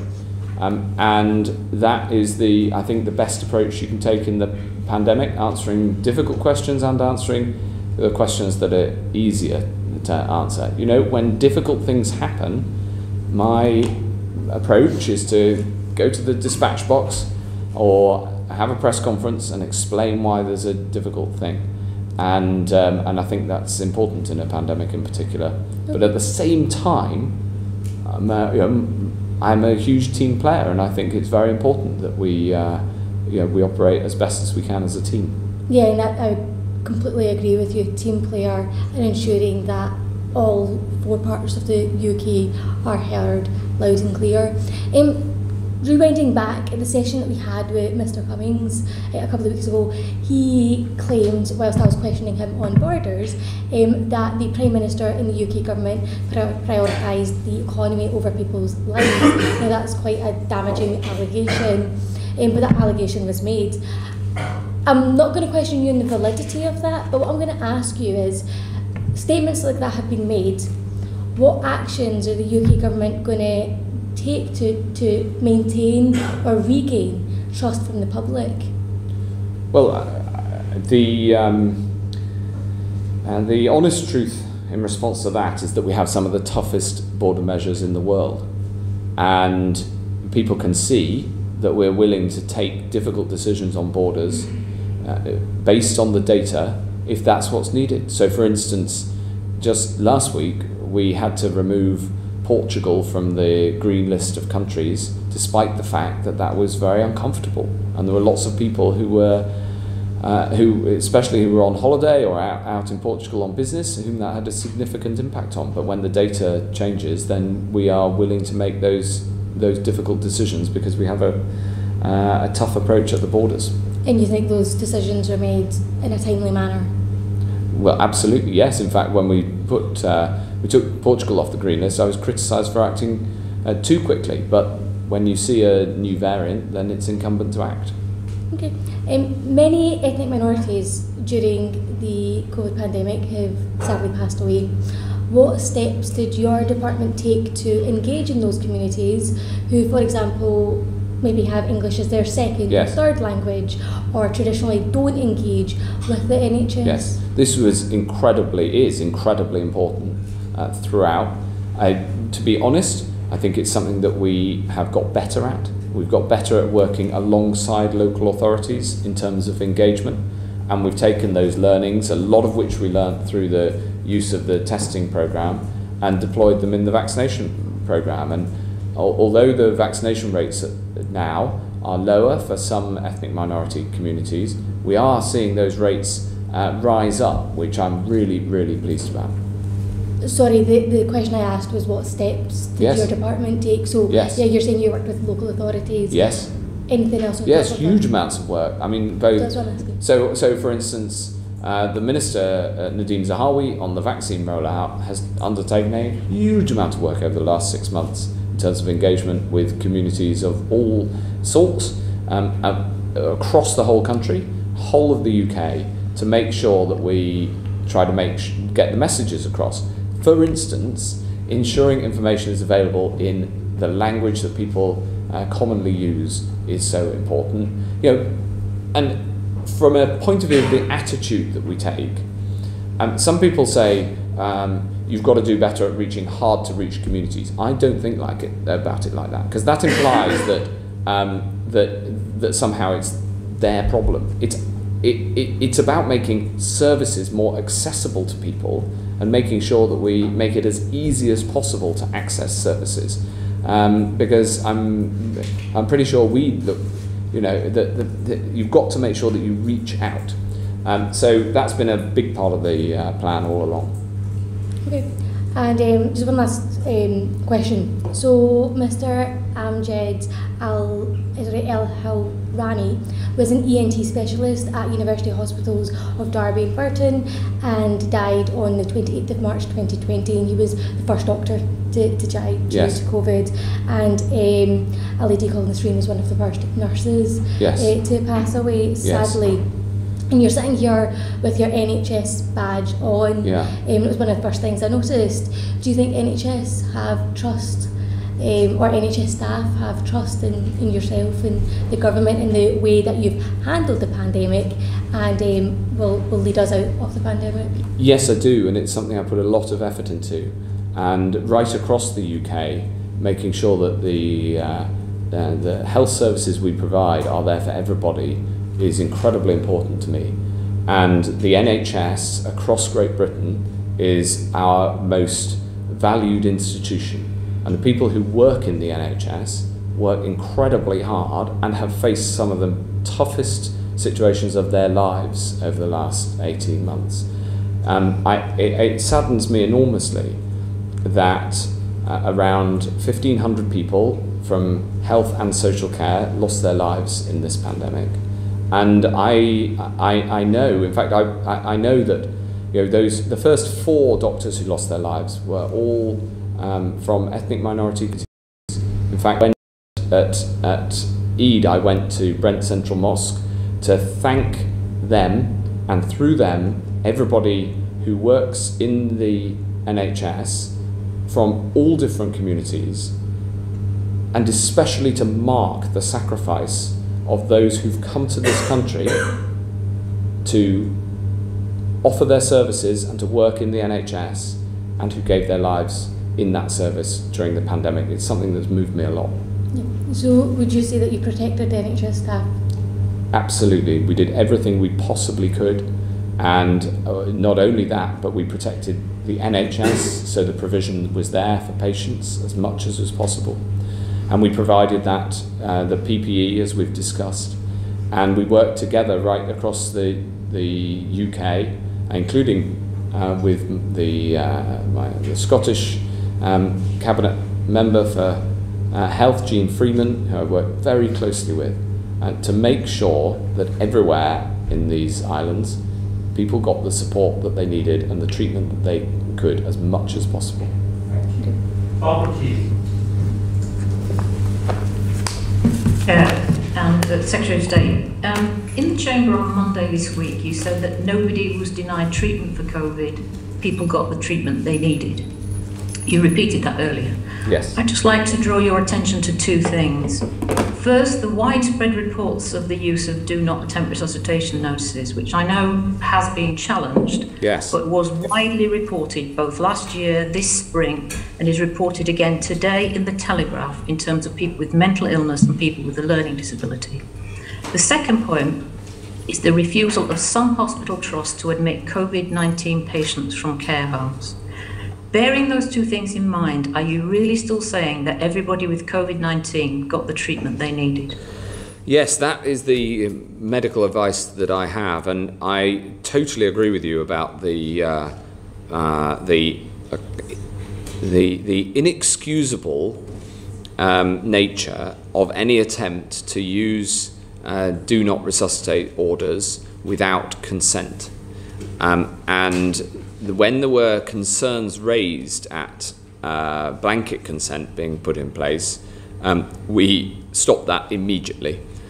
So yes, I mean, making sure that provision was there was absolutely critical, and we did succeed. It wasn't just, it wasn't me on my own. It was a huge team effort that everybody was involved in, because part of the action that we took to suppress the virus was in order to protect the NHS. If you think about it, my strategy through this was to suppress the virus until a vaccine could make us safe. And I always believed a vaccine would come through, and I drove that project hard. But yes, the clinical advice that I have, and I checked again on this recently, as I said earlier, was that provision was always available. But I had cases of this happening to a constituent of mine. I had a case on April the 3rd of a constituent in a nursing home. Her daughter was contacted out of the blue by an NHS hospital staff member who told her that her mother would not be admitted to hospital if she contracted COVID. Now, that was a battle that I took up on her behalf with the local hospital. But my constituent said this: my mum's life was made insignificant because she is old and has had dementia. Now, I understand from a colleague that this also happened in Hove and Portslade, and as I've said, it's still being reported. In my view, this was a serious impact of the policy of discharging patients from the NHS to care homes. In my view, it led to a mindset in parts of the NHS that it was okay to deny treatment to vulnerable and older people. Let me ask you, were you aware last spring that some hospitals had gone out to care homes and told them they wouldn't be admitting their residents?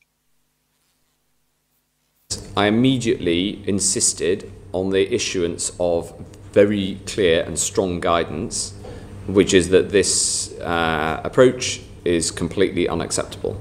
It's never been acceptable. It's never been policy.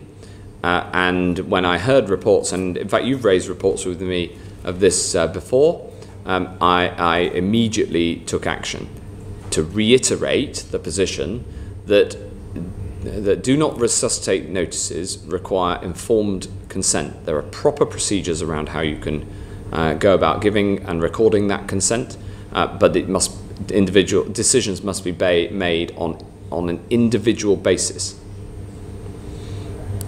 Indeed. I really want the question, though, why we kept having reports, why this kept on happening, why there were patterns of this happening up and down the country, and we're still getting reports of it. There have been a couple of surges of reports of do not resuscitate notices for people with learning disabilities, and the Telegraph includes today reports of people with mental illness. It certainly happened in parts of the Northwest. For people in care homes, and that was reported to me, and I've reported it in the House. Why were questions not asked about a policy with such wide-ranging impacts on vulnerable people? I understand it's been challenged and you put guidance out, but it kept on happening. Well, the guidance we put out was absolutely crystal clear, and this, the idea that a DNR notice should be put on without the individual consent process and the individual knowing what, being able to, the correct decision being taken with clinical advice on an individual basis it is completely unacceptable for the guidance not to be followed. And in a system as big as the NHS, it is very important that when people see problems like this, then they raise them and then we can address them. But the availability of treatment was always there. Treatment was available for these people in all circumstances, because we never ran out of that capacity, in part because of the action that we all collectively took. So you're not willing to accept from these reports, and in fact, from myself as an MP, that this was happening, that there was a denial of treatment to some people. I understand, and I've said that you challenged it, but the problem is it carried on happening. Well, I have seen these reports, and it's totally unacceptable. How can you stop it, though? It's not as if it just happened once. The strongest thing I can do is ensure that the NHS issues guidance to make the rules around this absolutely clear, and that is what I have done. The point about protecting the NHS is that the capacity to treat all people for COVID was always there throughout, even in the highest peaks. So that treatment was always available at all times, and I'm very proud that we managed to build that capacity. And in fact, the NHS themselves did a remarkable job in building the Nightingale hospitals, for instance. Yeah, indeed. It's not about that, though, Secretary of State. It's not about that. It's about a cast of mind, a mindset that treated vulnerable people, people with learning disabilities, people with mental illness in a particular way. But let's leave the point now. I want to raise the question of expert advice to the government. you mentioned earlier clinical advice on testing on discharge to care homes, and you said it was advice from SAGE. I think you've quoted that a couple of times. SAGE had almost 100 advisors, including experts from health, epidemiology, criminology, psychology, statisticians, environmental and behavioural scientists, but no social workers and no input from care providers. Care England told me planning prior to the pandemic didn't involve social care, it was all focused on the NHS. The Association for Social Work Chief Executive, Dr. Ruth Allen, said, SAGE would be strengthened enormously by input from social work, and it is shocking that we have none. Some of the biggest care home operators have said that they repeatedly warned in March 2020 about the dangers of discharging people into care homes without testing. And they warned both you directly by email and via representatives of Care England. Given the terrible excess mortality in care homes, partly driven by actions that the care sector had warned could be damaging, you recognise that this failure to include expertise from the care sector was a mistake? Well, the way that clinical advice reaches me as Secretary of State properly is that the Chief Medical Officer, who co-chairs SAGE, listens to the scientific views, because SAGE is a scientific body, and then also takes into account the operational considerations from social care, from the NHS, and from others, and then puts an assessment and recommendations to me and to other ministers, including, of course, the Prime Minister, and the Chief Scientific Advisor. Do you think that advice was strong enough? Do you think that listening to the care sector was strong enough? Because I have to say, right through the pandemic, but particularly in the early stages, there was the view that care sector was being treated as an afterthought. Well, I do think that we strengthened the way that we got advice from the care sector through the pandemic.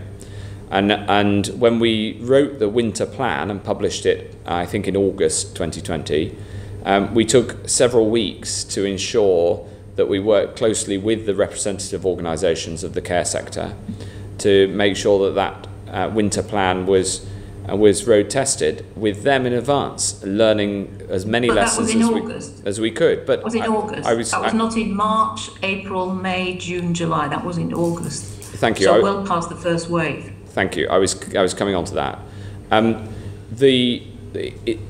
Before we had then over the summer the time to be able to write a draft and then to be able to circulate it, take on board comments, which is the normal way, of course, of developing policy within government. In the first peak, we were operating with these huge decisions based on, as I've said, imperfect information, but also at remarkable speed. We had to move very fast. So, of course, we took on board views of the care sector and the experts on social care who we were engaged with, but we were not able to undertake the full public consultation that we normally would do with development of policy of this significance, simply because of the time that it took. And so, if you think back to those times, it was a matter of acting as fast as we could to keep people safe, and that meant that you couldn't go through the normal formal channels of consultation that you would for something obviously of this huge significance. I think what's important, though, in terms of the lessons learned that we're trying to gather today, just the point about what impact this lack of knowledge about the care sector had on the decision making of the time. We had Professor Whitty say to the Health and Social Care Committee in July that the risk of agency staff travelling between homes and spreading the virus was not recognised early on during the outbreak. He admitted that in retrospect it's obvious, but it was not obvious early on, which really does show that there was no input, no listening, no expertise from the social care sector in that early stage, which was so important because, of course, decisions were being made that caused the excess deaths. Let me just remind you of this. My colleague Peter Kyle raised this set of issues in the House PMQs on the 25th of March, and he wrote a letter about it to the Prime Minister, and he copied you on March the 31st. He described a care home in his constituency with a serious COVID outbreak involving residents and staff, making clear the staff who had COVID were agency staff who had been working in other care homes. I wrote a letter to you on April the 1st, jointly with John Ashworth, pointing out the lack of PPE in care homes, concerns about care staff unable to access tests, the need for testing for patients being discharged to care homes. I also raised the issue that care homes had said they were unable to transfer sick residents to hospitals due to a lack of beds, and that hospitals would not admit patients from care homes. Care England have told me that at the start of the pandemic, several care providers offered brand new care facilities that hadn't been commissioned and could have been used for the isolation of patients potentially with COVID discharged from hospital, and they received no response from the government. Having no expertise on social care in your group of advisors, why did you not heed the warnings about dangers to the care sector raised by MP colleagues, the care sector and Public Health England? Well, you didn't only raise these concerns in a letter to me, you also raised them with me in the House of Commons. And I think making sure that we got feedback from MPs who are expert in particular areas, including in social care, was a critical part of the response. And it led to us strengthening the guidance throughout. So in that period, after you wrote on the 1st of April, I think it was, we strengthened the guidance to care homes on the 15th of April. So we were we had the attitude, I remember discussing it in the House of Commons, I think in an exchange with you, Chair, with the member for Tunbridge Wells, for the record, about attitude to listening to concerns and the need to constantly feed that into how we responded. I was completely open about that. And so you raised the issue of care homes in the House of Commons, and we took into account those concerns as we updated the guidance, but it was inevitably an iterative process because we were operating at such pace in the face of unprecedented circumstances. Earlier you said on your discharge policy to care homes that tests took 4 days to turn around, at which time a patient could have contracted COVID. But on the 11th of March 2020, the NHS said approximately 1,500 tests are being processed every day at PHE labs, with the great majority of tests being turned around within 24 hours. So that's 1,500 a day, with most turned around within 24 hours. And as I just want to reiterate the point, Care England has told me that several care providers offered the use of those brand new care facilities that hadn't yet been commissioned for use to isolate discharged patients. They received no response from government. Why? Well, I wasn't aware of that letter, and on the turnaround times, what matters is you weren't aware of the. Could you just be clear about this? You weren't aware of the offer from several care providers of care facilities that could be used to isolate patients, because that's actually pretty important. Well, I can't. I think a better answer is that I can't recollect that letter. And what I can tell you, though, is that the turnaround times sometimes were fast, but sometimes not. And if somebody is left in a hospital setting when they've been tested, they can catch COVID. And sending somebody into a care home with COVID with a negative test result is very dangerous. You're repeating a point that you made earlier, and I'm repeating. Care England have told me that several care providers offered brand new care facilities that hadn't been commissioned and could have been used for isolation. So if tests hadn't come back within 24 hours, they could have been used in that way. Could be in a combination of prioritising care home discharges to care homes for testing, and if the testing hadn't come back, they could have gone as an interim step to those care facilities which were offered. Why didn't that happen? Well, as I say, I don't have a recollection of that correspondence. Well, you'll admit that would have been a solution, though. And in fact, I think it was adopted as a solution later on in certain parts of the country that step-down facilities were used from hospital. But clearly, I mean, we're talking about thousands of deaths here in care homes. This is important. You were taking clinical advice on your policies that didn't include advisors from the care sector. No, that's not quite right. So I just want to correct the point there. which is that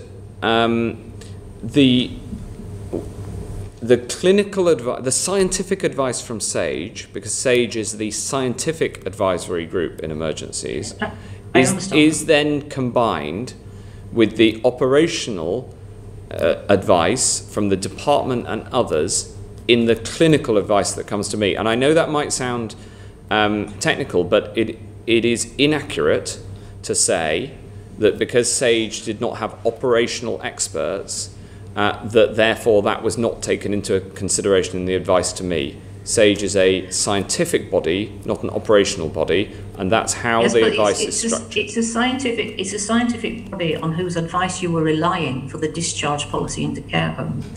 Leave it there. You don't seem to want to accept the points I'm making.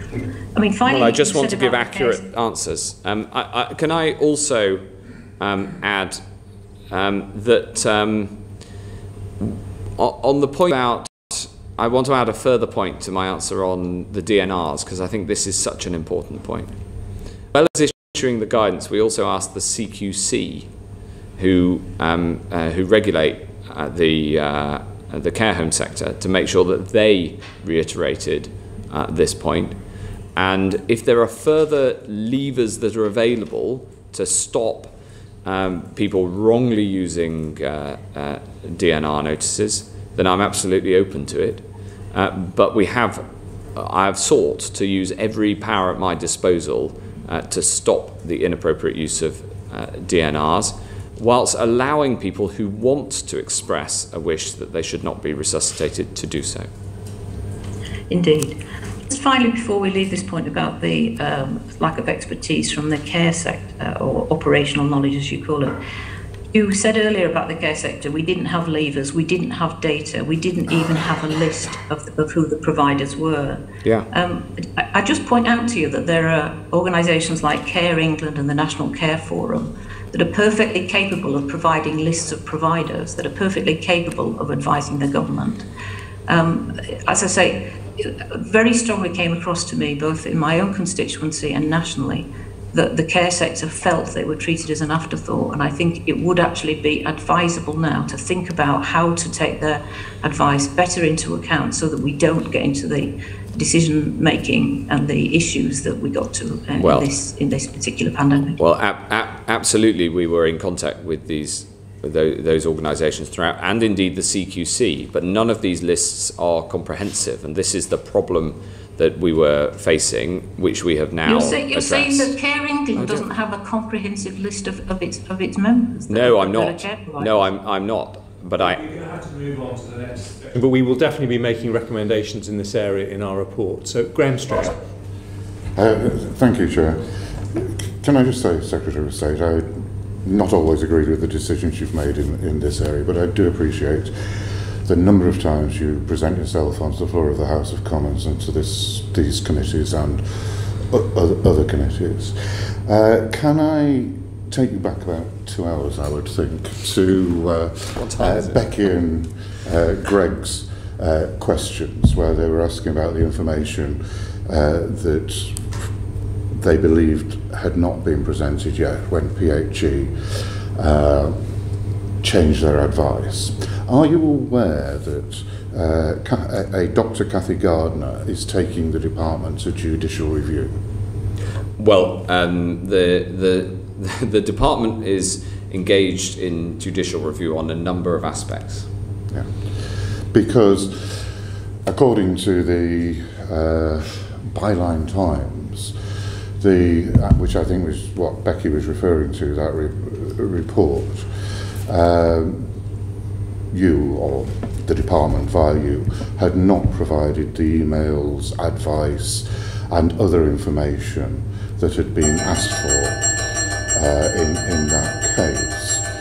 And I don't want to make a clever point, but if one was to apply to that lack of evidence the interpretation you put on Dominic Cummings not supplying us with the supportive evidence, then we should be very worried. So will you provide all that evidence that's been asked for in that case and has been asked for by this committee to the committee? Well, of course, I'm happy to provide all the evidence that I've committed as per the previous exchange. But I'd say this: my whole approach is to provide you with whatever evidence is needed for you to reach your conclusions, and hence being open to questioning for as long as you like. I mean, and I'll tell you why, Graham, and it's kind of what you said about me coming to the House throughout the pandemic. I'll tell you why, and that's because I know deep in here that what I did and what my team did was what we believed to be the best thing we could on the information that we had to protect lives and to get us out of this pandemic. And we worked every day from the moment we woke up to the moment that we fell into our beds on that mission for months and months and months. And I know that I can face the mirror each morning, and despite my deep regret at the deaths that have occurred, I know that I did that with the right motive and being straight with people throughout. And this pandemic has caused enormous pain, but the way through it is to try to bring people together as a team, which I hope I've demonstrated, and be as transparent as possible. I don't doubt your motivation, Secretary of State. I don't agree with some of the decisions you've come to.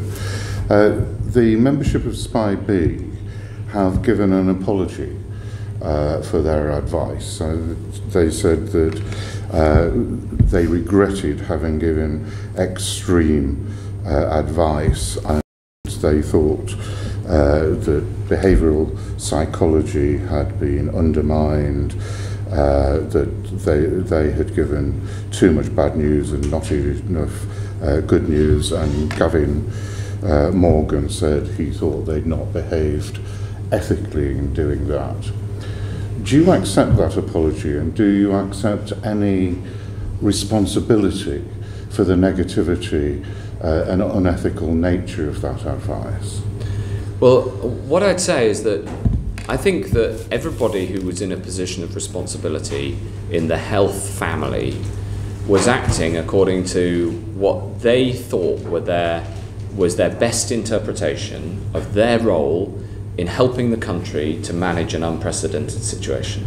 And I just think that especially in a pandemic, when everybody is involved in trying to get through this, every single member of the public, everybody is involved.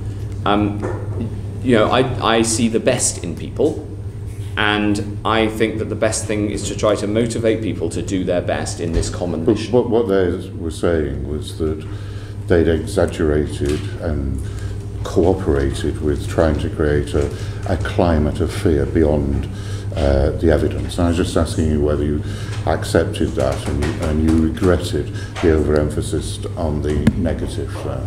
But I don't think there was an overemphasis on the negative. There were thousands of people dying, and we needed to stop that. Right. Can I just ask a couple of simple questions? One, you mentioned Portugal and moving it into the amber list, but there were other parts of the globe where there's virtually no infection. The best example I can think of off the top of my head is the Cayman Islands. Why weren't, as you were moving parts of the globe from green to amber, why didn't you move some from amber to green? Well, the evidence is presented by the UK Health Security Agency, and the ministers then take decisions on the basis of that evidence. That's how we make the decisions between what's on the red, amber and green list. Sometimes there are balanced decisions when you could make the decision either way. In this case, the decision was it was very clear cut that we had to move Portugal off the green list, unfortunately. It gave me no pleasure to make that recommendation. And that's what we did. There are other balanced decisions that we will keep looking at the data and make an assessment each time we do. Can I ask a couple of questions about Greater Manchester and Bolton? Sure. Bolton has had both surge testing and an increased supply of vaccine, which is going to everybody, essentially. Everybody who's eligible. Yeah. Over Greater Manchester, there has also been an increase in infections, and Andy Burnham, the Mayor of Greater Manchester, has been asking that what has been given to Bolton is given to the whole of Greater Manchester. The surge testing, the support of the army is there, but not the vaccinations for everybody. Why is that? Well, we have to make sure that we use the vaccines that we've got as appropriately as we can. I've been talking to the Mayor of Greater Manchester throughout this, and I'm glad that he welcomes the action that we've taken.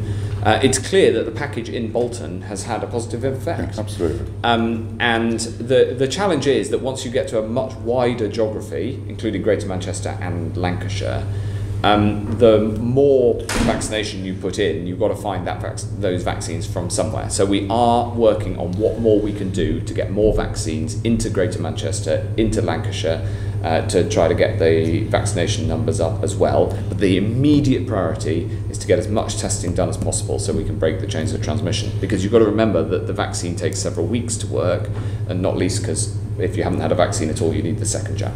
So that sort of wonderful Radio 4 programme, more or less. I don't know if you ever listened to it. I think it's a fine programme. It is, it is. Now, what did they say?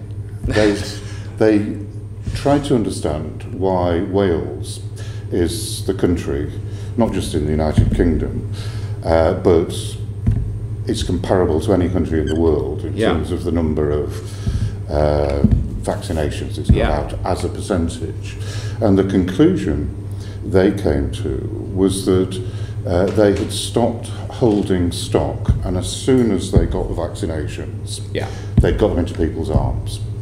And England and Scotland and Northern Ireland don't seem to have been doing that. Is that not a solution to the Greater Manchester and anywhere else that's suffering increased infections? That the country stops holding on. There may be problems in the future in the supply line, but getting those vaccinations into people's arms is a good thing, as quickly as possible.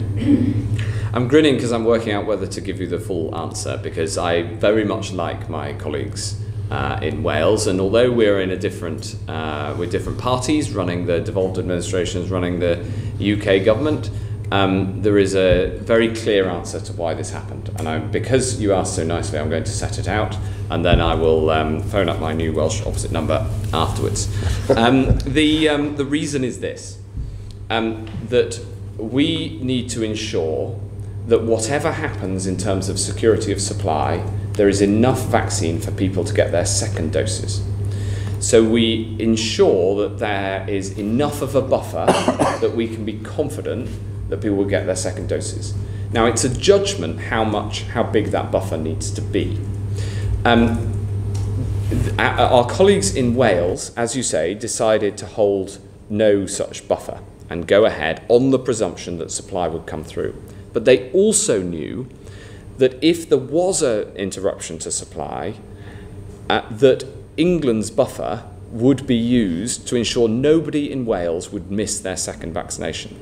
Now, that is not a decision I could make for England, because I can't draw on anybody else's buffer. So I suppose what this demonstrates is that the value of the UK-wide vaccination programme and the fact that we've taken a whole of UK approach benefits everybody, including in Wales.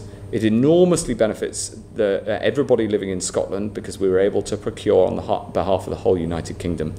And I would argue that the vaccination programme demonstrates that the Union saves lives, and in the case of Wales, the Union has helped them to have one of the fastest vaccination programmes in the world, and I wish them every luck in the delivery of it. Right, well, I hope you get on well with the Welsh.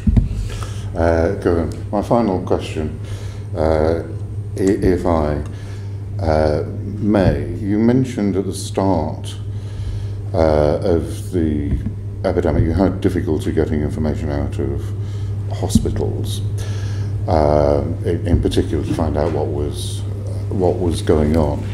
It's been my experience as a Member of Parliament trying to get information out of NHS England that they have had a very tight control both on press releases and on the supply of information. They've played the information close to their chest.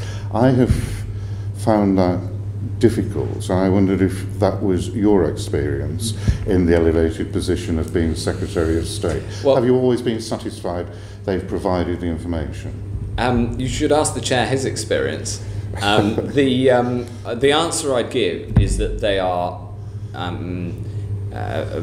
the supply of data, the use of data across the health family as a whole is infinitely better now than it was 2 years ago. And we have, through this pandemic, built a system of the provision of data for decision making across the NHS and PHE and the Joint Biosecurity Centre and the new UK Health Security Agency in order to be able to make better decisions founded on the best possible data science. I think that has been one of the benefits of the work that we've done during the pandemic, and so it is much easier now, and I pay tribute to the team in NHS England and across the department and the other parts of the health family for those who've pulled that together. Thank you. As you can see, I'm a positive team player, and what I can say is this is one that's going very much in the right direction. Thank you. Thank you. Dr. Luke Evans. Secretary of State, my questions are around risk. What's your attitude towards risk? Well, sometimes you have to take it, but if you take it, you should then try to manage it. To give you an example, we didn't know at the start of this pandemic if we'd ever get a vaccine for sure, but I believed that we would and could and was willing to throw everything at it.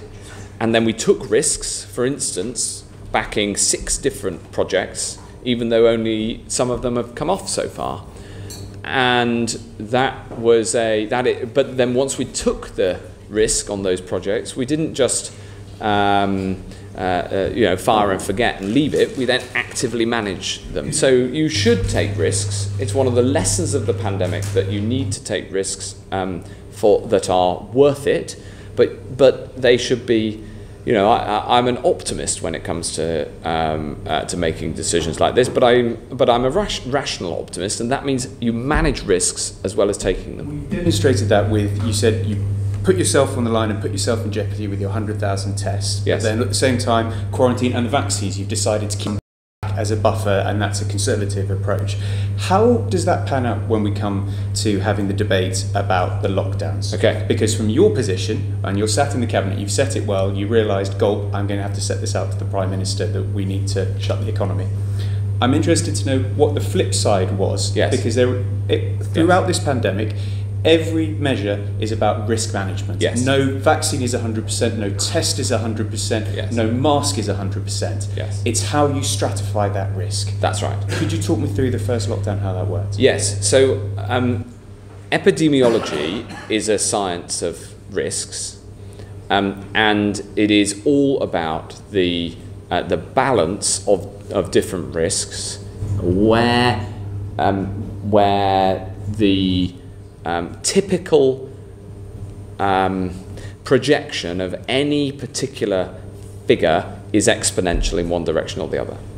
And that leads to a particularly complicated set of metrics to understand in order best to manage. Now, fortunately, I'm trained as an economist, so whilst I don't have a clinical background, an economics and econometrics training, at least to the degree that I have it, it allows you similar training in the understanding of these concepts. There's a really good point that picks up, because for every measure that we put in at the very start, we locked down the entire economy and switched off as only urgent care, and so all elective stuff was cancelled. Yeah.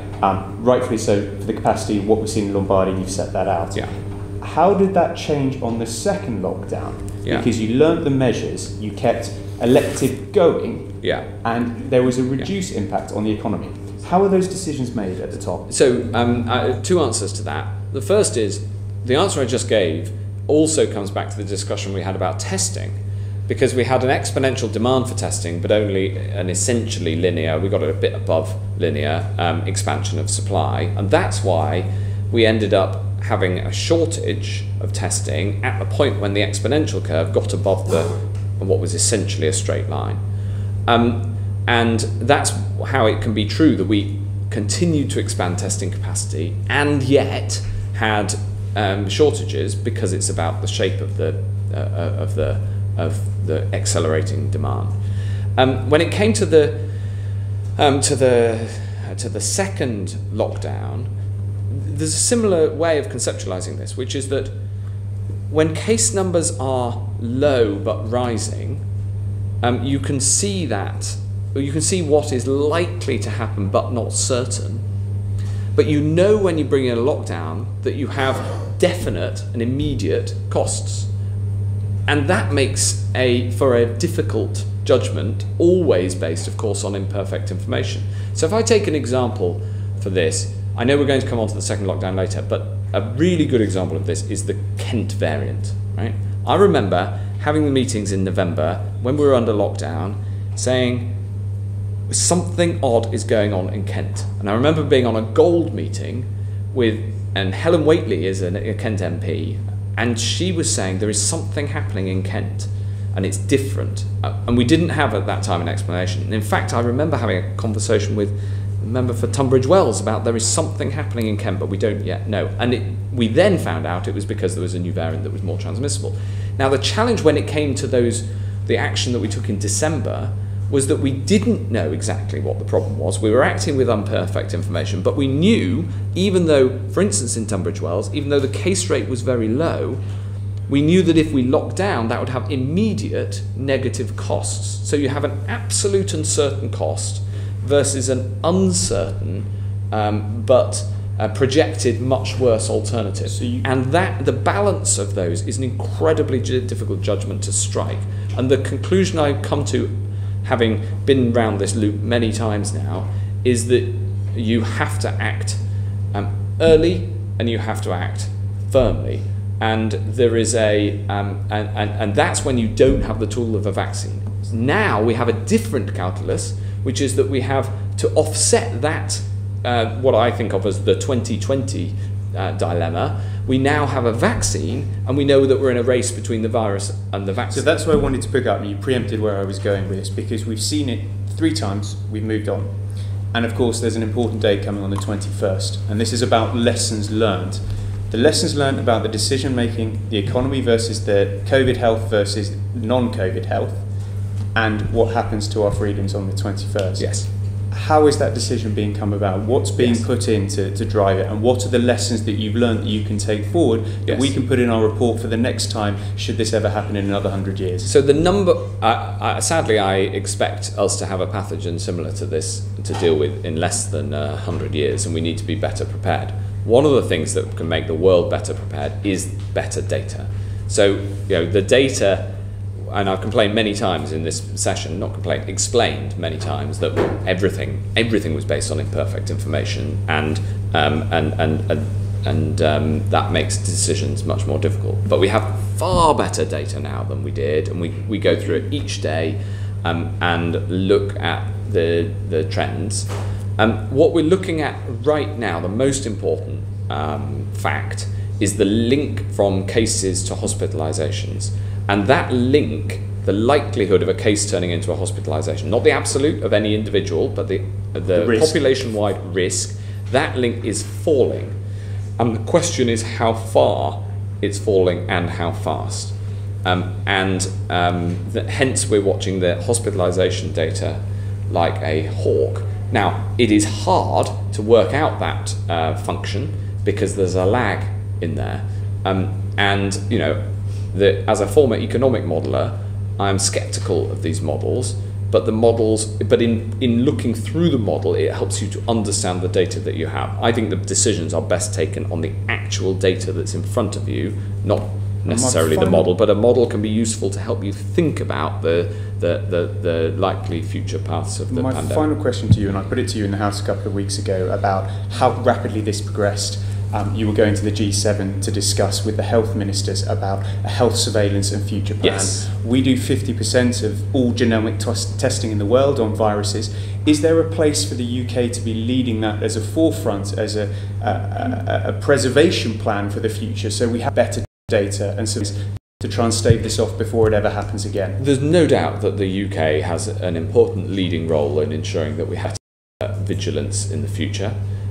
This vigilance needs to be not just on human health, but on animal health and the links, the zoonotic links between the two, on environmental causes of pandemics, or the conditions that lead to pandemics.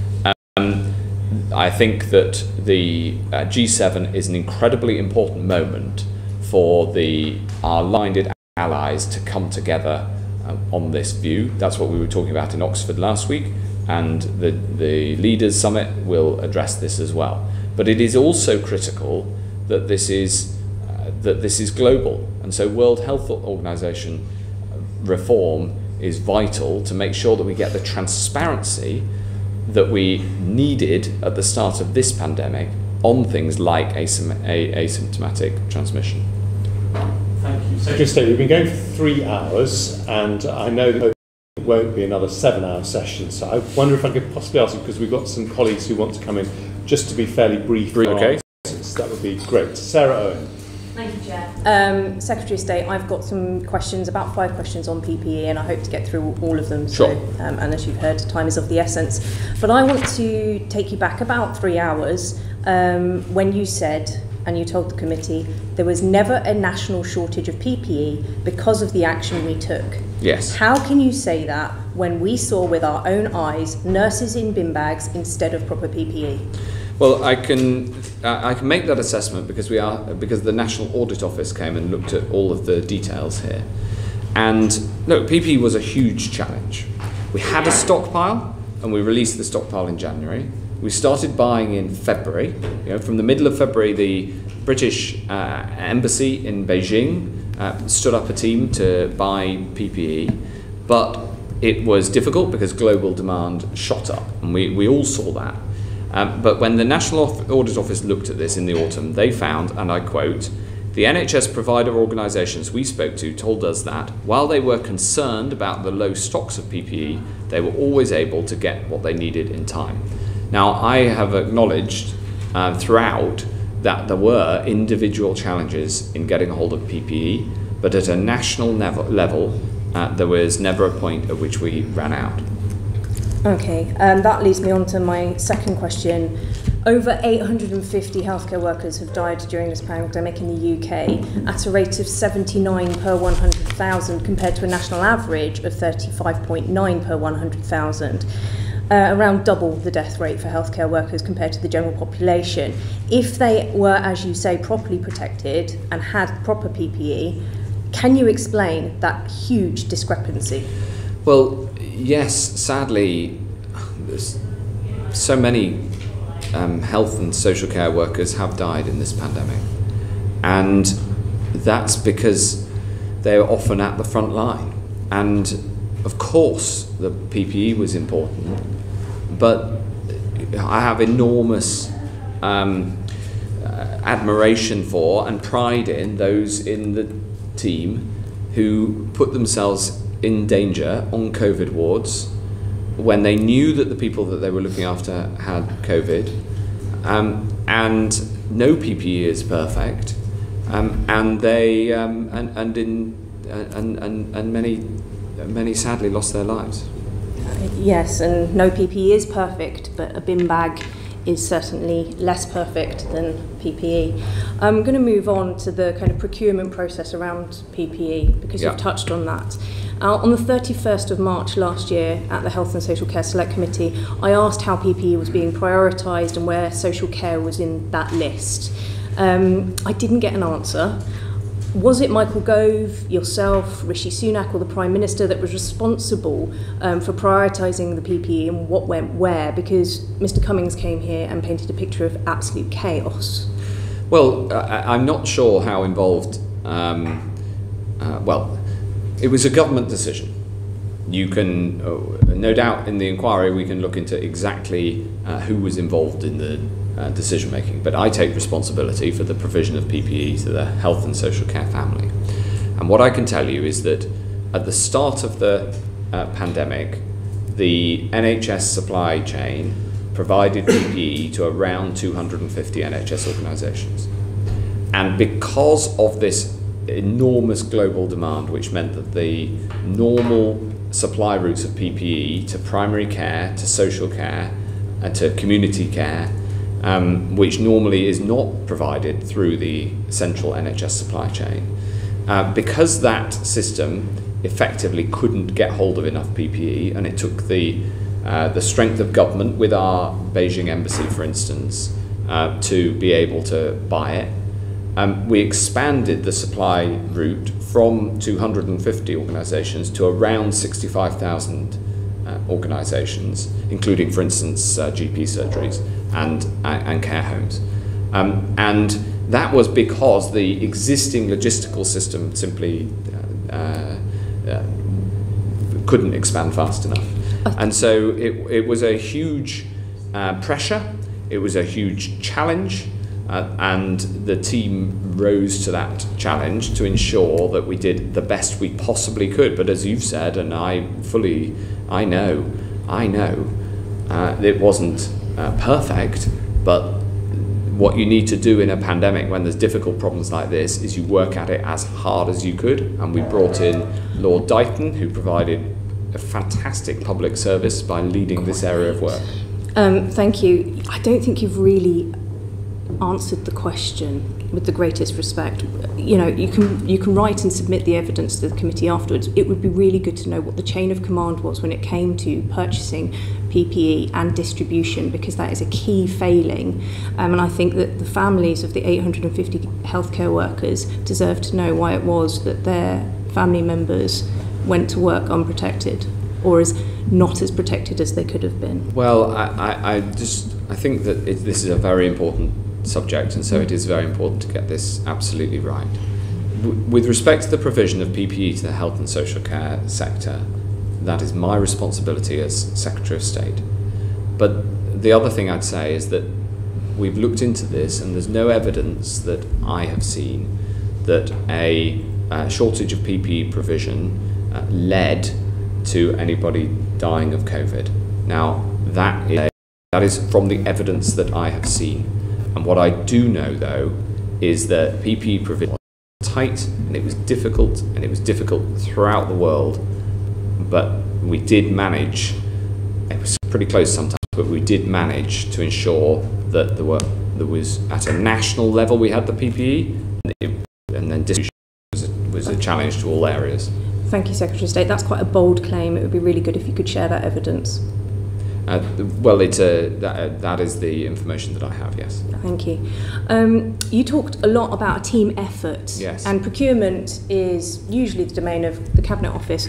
Where was Michael Gove during the procurement process for PPE and COVID contracts? Well, procurement is not just for the domain of the Cabinet Office. The NHS procures at all levels. The NHS procures at a national level. Obviously, NHS organisations, whether trusts or GP surgeries, they procure. The department procures something, so it is a huge it's a huge effort. And the best analysis of this, I suppose, is the NAO reports, which they've because they've looked into this process right across the board. How did you work with, because Mr Cummings explained chaos and I think a clash of egos behind the scenes at Number 10 between different departments. How did your department work with the Cabinet Office, say, and the Treasury?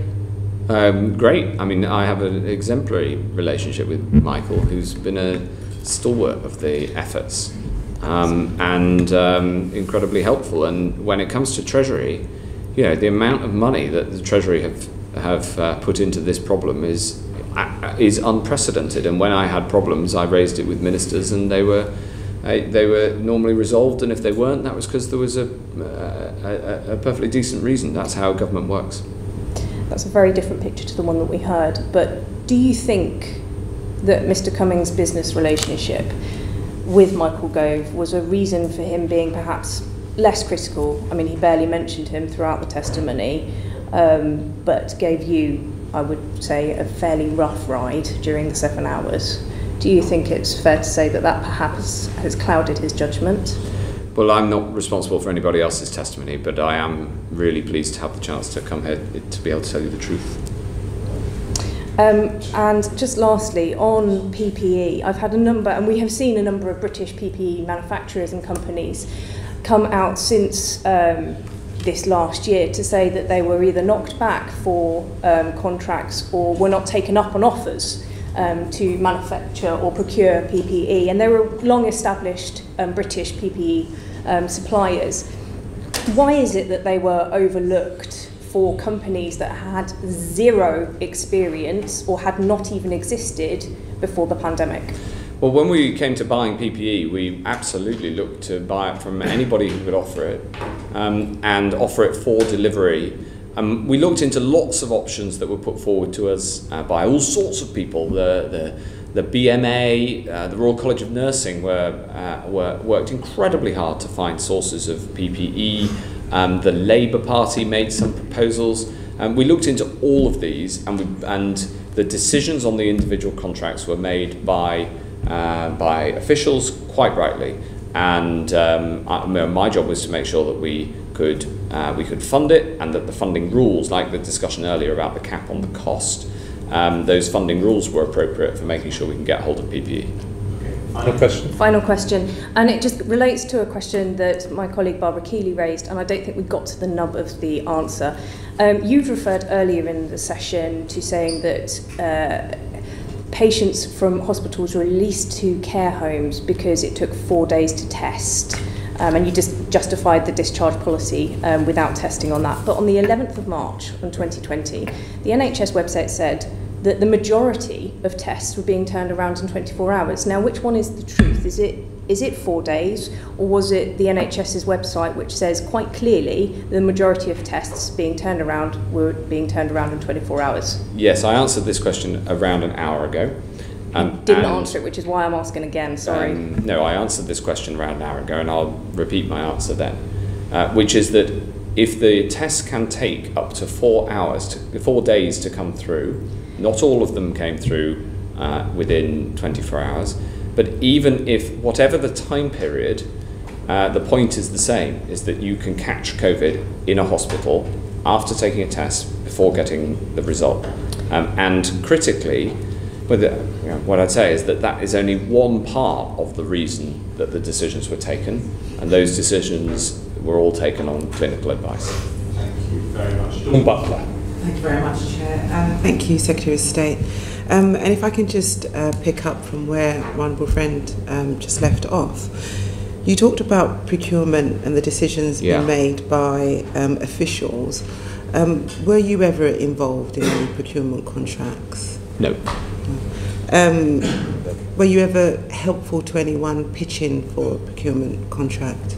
Oh, when people came forward with potential leads, I would feed those into officials, absolutely. And in fact, for instance, there was a moment, I can't remember the exact date, but there was a moment when Rachel Reeves wrote to Michael Gove, but it didn't, no matter, and with a list of potential leads, and we took those forward in the same way. This was a cross-party effort. Everybody was involved. So yes, part of my job was when I saw a lead, I would pass it forward. Did you have any personal access with people, individuals? I would pass them into the official system, and the official system would take them forward and they had a prioritisation according to the likelihood of a lead. I've got an email here from Samir Jassal, and he says in this email, Matt, you've been most helpful previously. What did Mr. Jassal mean by that? I don't know. You haven't given me any context, so I can't really answer the question. It's an email sent on the 6th of January 2021, and he talks about seeking validation. He talks about help, basically, with procurement contract. Do you know Mr. Giselle? He has emailed me in the past, and I've replied, and I've made sure that his requests were dealt with in the appropriate way. I mean, I think it's really important if we're going to learn the lessons to know, you know, if people who have special access, you know, he's calling you Matt, you know, if people have very special access to Secretary of State's, how that works in the supply chain and how that works in terms of public procurement. I mean, there are several emails from, and it came from your department, from Samir Giselle and Surbjit Giselle, and I think Samir was acting as a middleman. And Surbjit Giselle's company went from £200 in value to almost £10 million in value in the year of the pandemic. Were you aware of that? No, but when people brought forward proposals for PPE, to be able to supply PPE, I passed them on to the team who took them forward, and decisions on individual contracts were made by officials. And I think anybody... So you'd always pass them on, you wouldn't have a private conversation or email exchange with, say, Mr. Giselle? Well, it depended on the circumstances. I would pass on an offer, and then the team would look into it. That's how this worked. And, and if you think about it, obviously I would, because if I did the opposite and ignored likely offers of PPE, then I'd rightly be criticised. I completely agree. I just wondered why you would have time to give special attention to an individual person. Can I just move on? How do you feel? I don't know whether I have. How do you feel about the government's counter-fraud function proclaiming that there was a high risk of fraud in procurement of PPE? Well, we were buying PPE as a government in order to protect lives, and we were doing it at a time of extraordinary global demand. And I just want to put on the record, if I may, Chair, my thanks and admiration to the team who made sure we never had a national shortage of PPE. Yeah. Because they come under... I'll finish, thank you. They come under pressure, and in my view, some unreasonable... This is the lessons learned. Yes, that's right. Lessons learned committee. That's I mean, right. you can do all your thanks at the end, Secretary of State. I mean, I too... The lesson I learned... Secretary of State, the lesson I learned is that... I understand. Because it's just... Everyone's got a limited time, so if we could possibly let Dawn Butler continue her questions. Dr. Evans mentioned earlier about your attitude to risk. Do you know what the risks were in regards to the procurement of PPE? Yes, I knew the risk was if we didn't buy enough, people wouldn't have enough PPE. Okay. And thankfully, because my team did such an excellent job, we never had a national shortage of PPE. Your department's one of the few departments that hasn't estimated the risk of fraud and what that looks like in its department. Why is that? We have a very significant counter-fraud agency in the NHS that does a huge amount of work to make sure that we tackle fraud and the problems that come from it. Why haven't your department given the evidence to what that fraud might look like in the Department of Health? Other departments have said this is what fraud might look like in our department. This is, you know, our attitude to risk. Your department hasn't done that. Why? I'm not aware that that's right. I'm very happy to write to you with details of that. Okay, so we need details of what the risk looks like in the Department of Health and what fraud would look like in the Department of Health. Yes, and I'll set that out in the context of the fact that there was a global scramble for PPE and the department desperately needed to get hold of the PPE and succeeded in doing so. I understand that, but it is public money, and so we do have to account for risk of fraud in that regard. I mean, there's lots of paper trail to this. I mean, most people can find it. I mean, you are aware of the Good Law Project, obviously. The government's just lost a case this week. This case cost £600,000 to defend. And so the government spent £600,000 defending an unlawful conduct of the contract, more than what the contract was worth. Do you think that's sort of value for money? Well, that wasn't in my department, so it wasn't a judgment that I made or know any of the details of. What I would say is that the judgments that we made at the time were based on what we needed to do to deliver at pace in very difficult circumstances. And you know, the team really drove that through because they had to. Thank you. Actually, a lot of the emails are on the Good Law Project's website and Twitter address, just so I put it on record so your department can look it up. Can I quickly just touch on, you spoke earlier about people being very enthusiastic to give their data. I think you're over-exaggerating how enthusiastic people are about just giving carte blanche access to their data. Are you aware that Palantir and faculty have links to the discredited Cambridge Analytica? I'm not. I don't think I'm aware of that. No. Okay. I think it's really vital that you should be aware of that. I mean, it's, you know, Palantir reportedly taught Cambridge Analytica how to scrape data. That means that you're putting at risk everybody's data in the country and giving it to organisations such as Palantir. No, I think it's really important that you get to grips with that. And I will give you this little book of data and democracy and some information for you to help inform you, Secretary of State. Just a couple of quick yes or no responses. Do you have any other agreements with companies that will help supply data that will help analyse voting intentions? I have no idea what you're asking about. I'm asking about, in our previous session, when you came in front of the committee, I asked you about unsolicited questionnaires that were being sent to people, asking them how they intended to vote in the next election. You said you didn't know anything about that. Now we know more about Palantir's and faculty's involvement in the NHS. It seems like this is all could be used as part of a way to get data about how people are going to vote and to encourage people to vote a certain way. Sorry, is this relevant to coronavirus lessons learned inquiry that we're doing? Because we do need to make sure the questions are on that topic. Yeah, it is, Chair, because I think the lessons that we must take from this pandemic is that in a pandemic, we cannot use this as a shield to be able to get people's data, to be able to use with it whatever a government wants to use it for. Okay. Do you want to then ask your final questions then? Secretary of State, are you 100% sure that Palantir, faculty, Cambridge Analytica or any other offshoot companies are not supplying public data, voting intentions, anything like that to the Conservative Party? Well, what I'd say is that this has absolutely nothing to do with it. And where your accusations are unfounded and wrong is when you said that the companies involved in improving the way that we use data in government and have made huge positive strides in doing this in the last year and a half, that those companies, the words you used were have carte blanche, and that is not true, because all of this work is done within strict, careful protocols to make sure that we can use data to save lives. That's what I was doing, and I know that there are various theories in this space,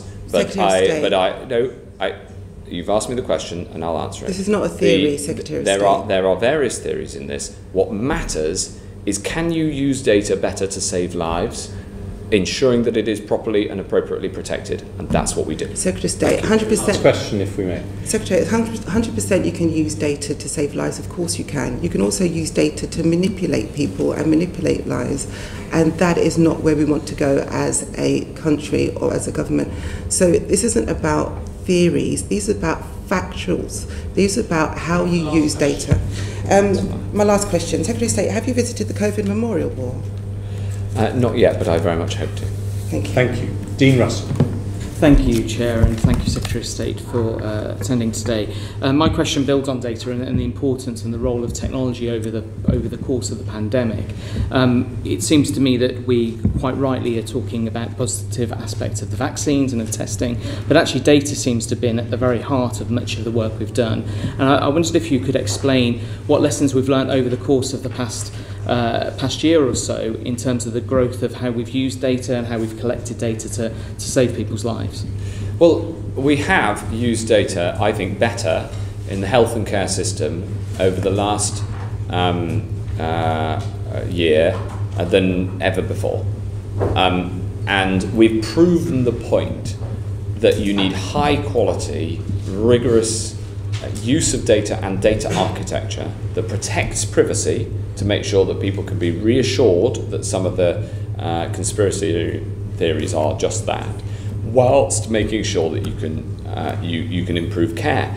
And really the proof point of this argument is the success of the vaccination programme. Both its operational success, because we drew up a very high quality data architecture right at the start, learning the lessons that we'd learned during the crisis, but also in terms of how that's then applied on the ground. We use data to be able to target groups who need an offer of a vaccine brought closer to home, for instance, to make sure that they get the opportunity to have a vaccine and the opportunity to consent to do that. So that's just one example of how this has improved, but there's so far to go for the NHS to really get the value out of the data that it holds. And can I ask, actually, outside of a pandemic, obviously moving forward, we've got a real rich sense of data, and I think that the country's got used to dashboards now in a way that perhaps a year and a half they wouldn't have even considered. Yeah. You know, from the daily briefings and from what the public can interrogate. Yeah. How do you see that playing out moving forward outside of the pandemic? Do you think that sort of information will continue to be available? Well, I think there's huge strides forward that we've made that we've got to keep pushing on. So, for instance, using data for research purposes so that we can get new treatments and find them and get them fast to people.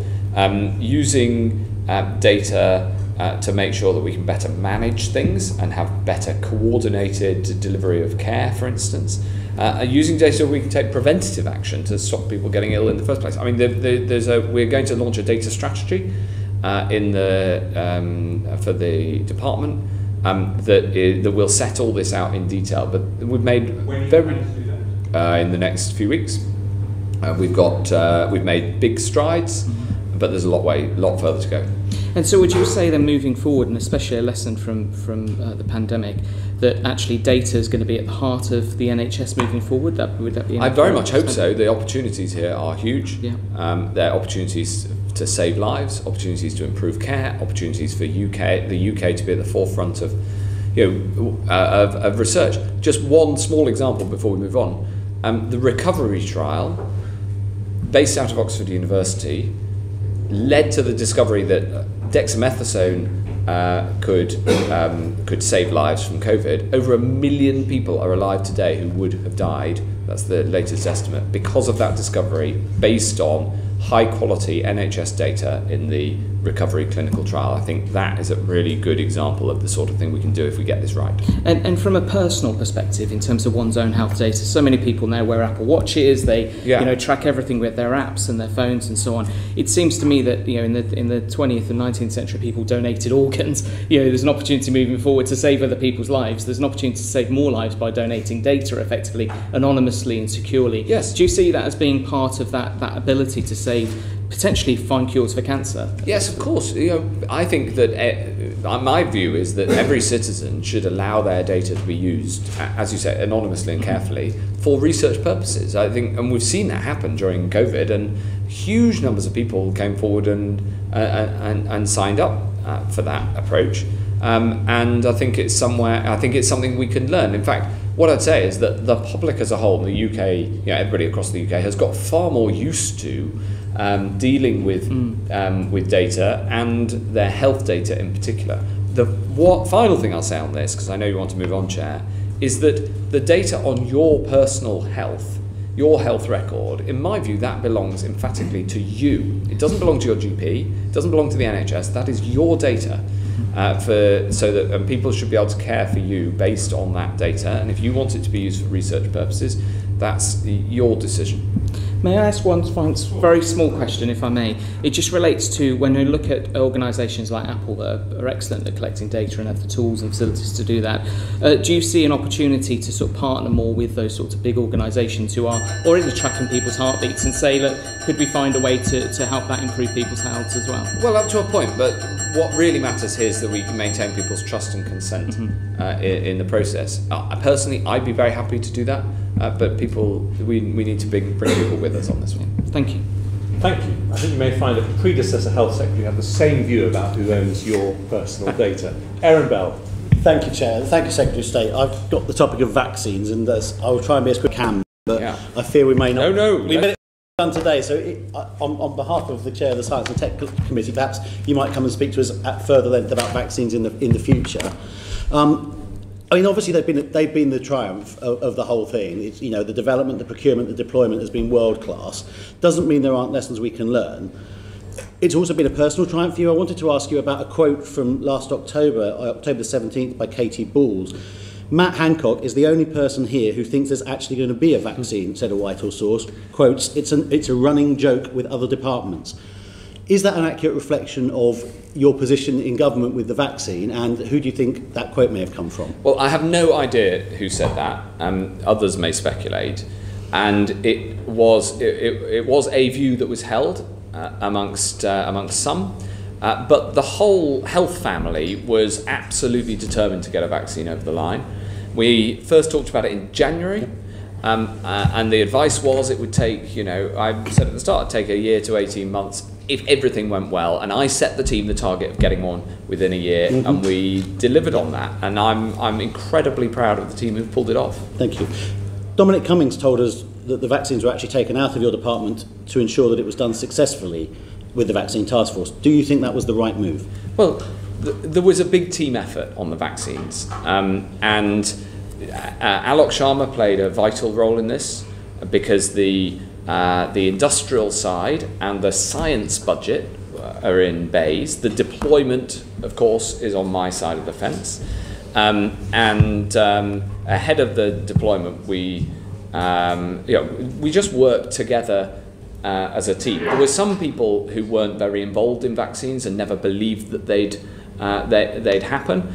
And I would say that partly because we just got on with it and we didn't have interference. That's one of the reasons why the vaccine project was so successful. We brought in Kate Bingham, who did an amazing job. One of the reasons Kate did such a good job is because she brought with her a huge amount of talent as well and had the same team attitude. There were some times when I had to make big calls and was happy to do that, but most of the time I let the team get on with it. On that one, did you, as was reported, overrule your officials on the Oxford AstraZeneca order and increase it from 30 million to 100 million? Was that a personal interference that you made? Well, yes, but it's unfair to say that that was overruling. The advice was to buy 30 million doses. I said that we needed to make sure we had enough for the whole adult population, even if other vaccines came off. And so I decided that we needed 100 million and then got agreement with that across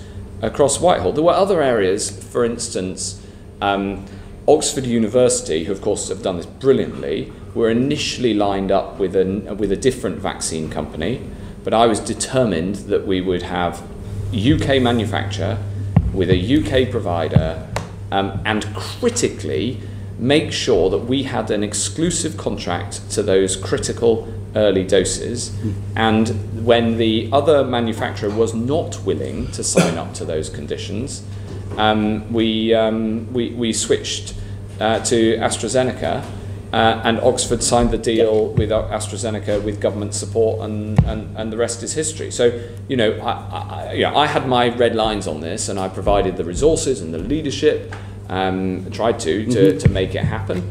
But it was, this is not my personal success. It is a massive, massive team effort.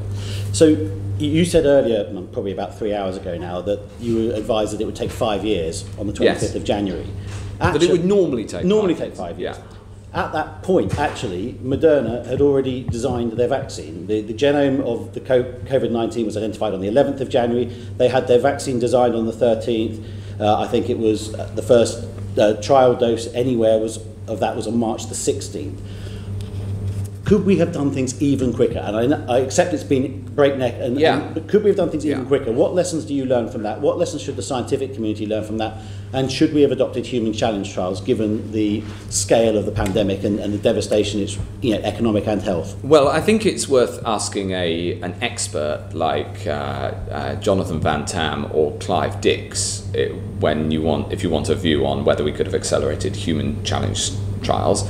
My view was I pushed for the system to go as fast as possible, for them to use human challenge trials, but I was not prepared to go faster than the science would credibly allow. And when it came to other clinical trials, I do hope that for variant vaccines we'll be able to get them through quicker because the platform will have already been approved.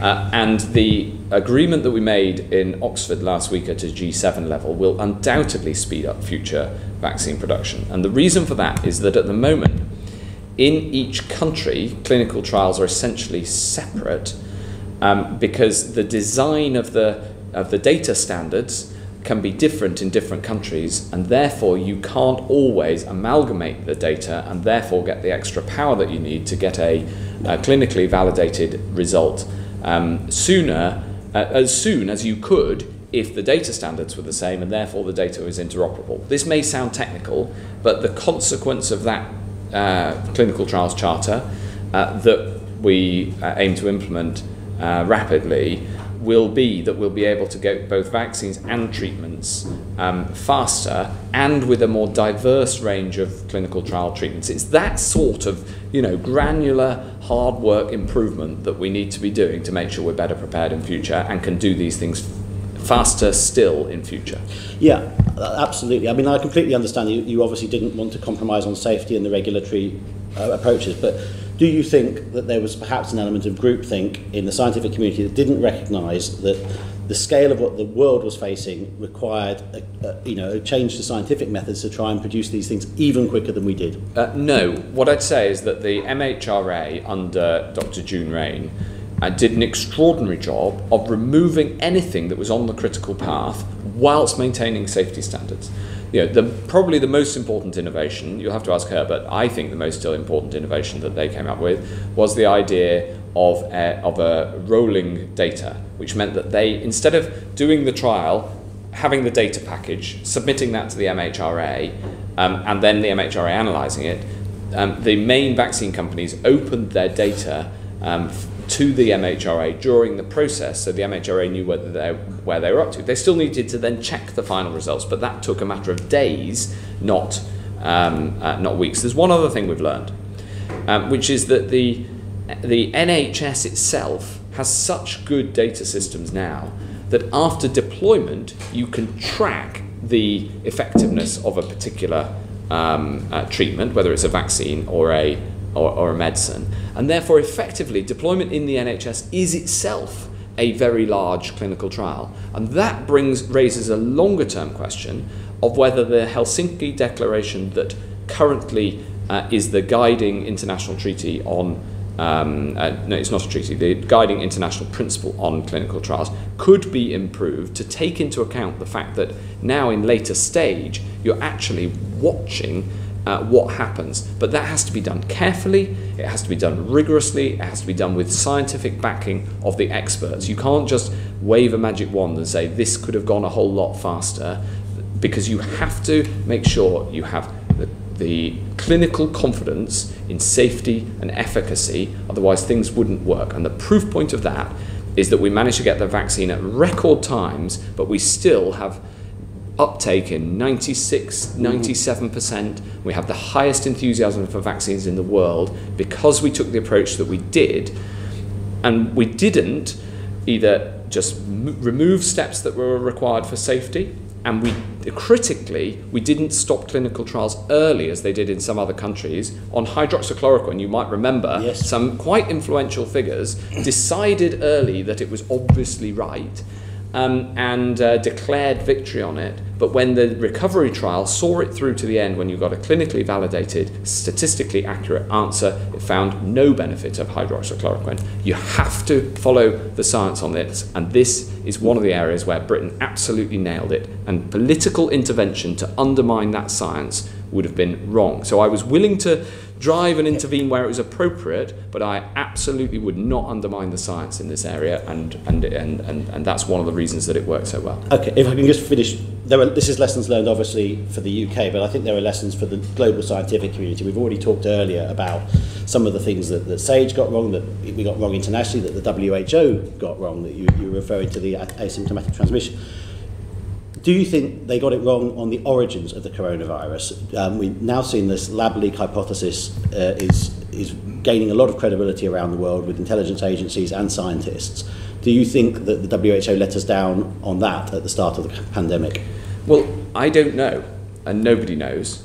I know the clinical advice, and that is public, but I think it is vital that we have a fully independent investigation in China into finding out all we can about this, and that is allowed to happen unencumbered.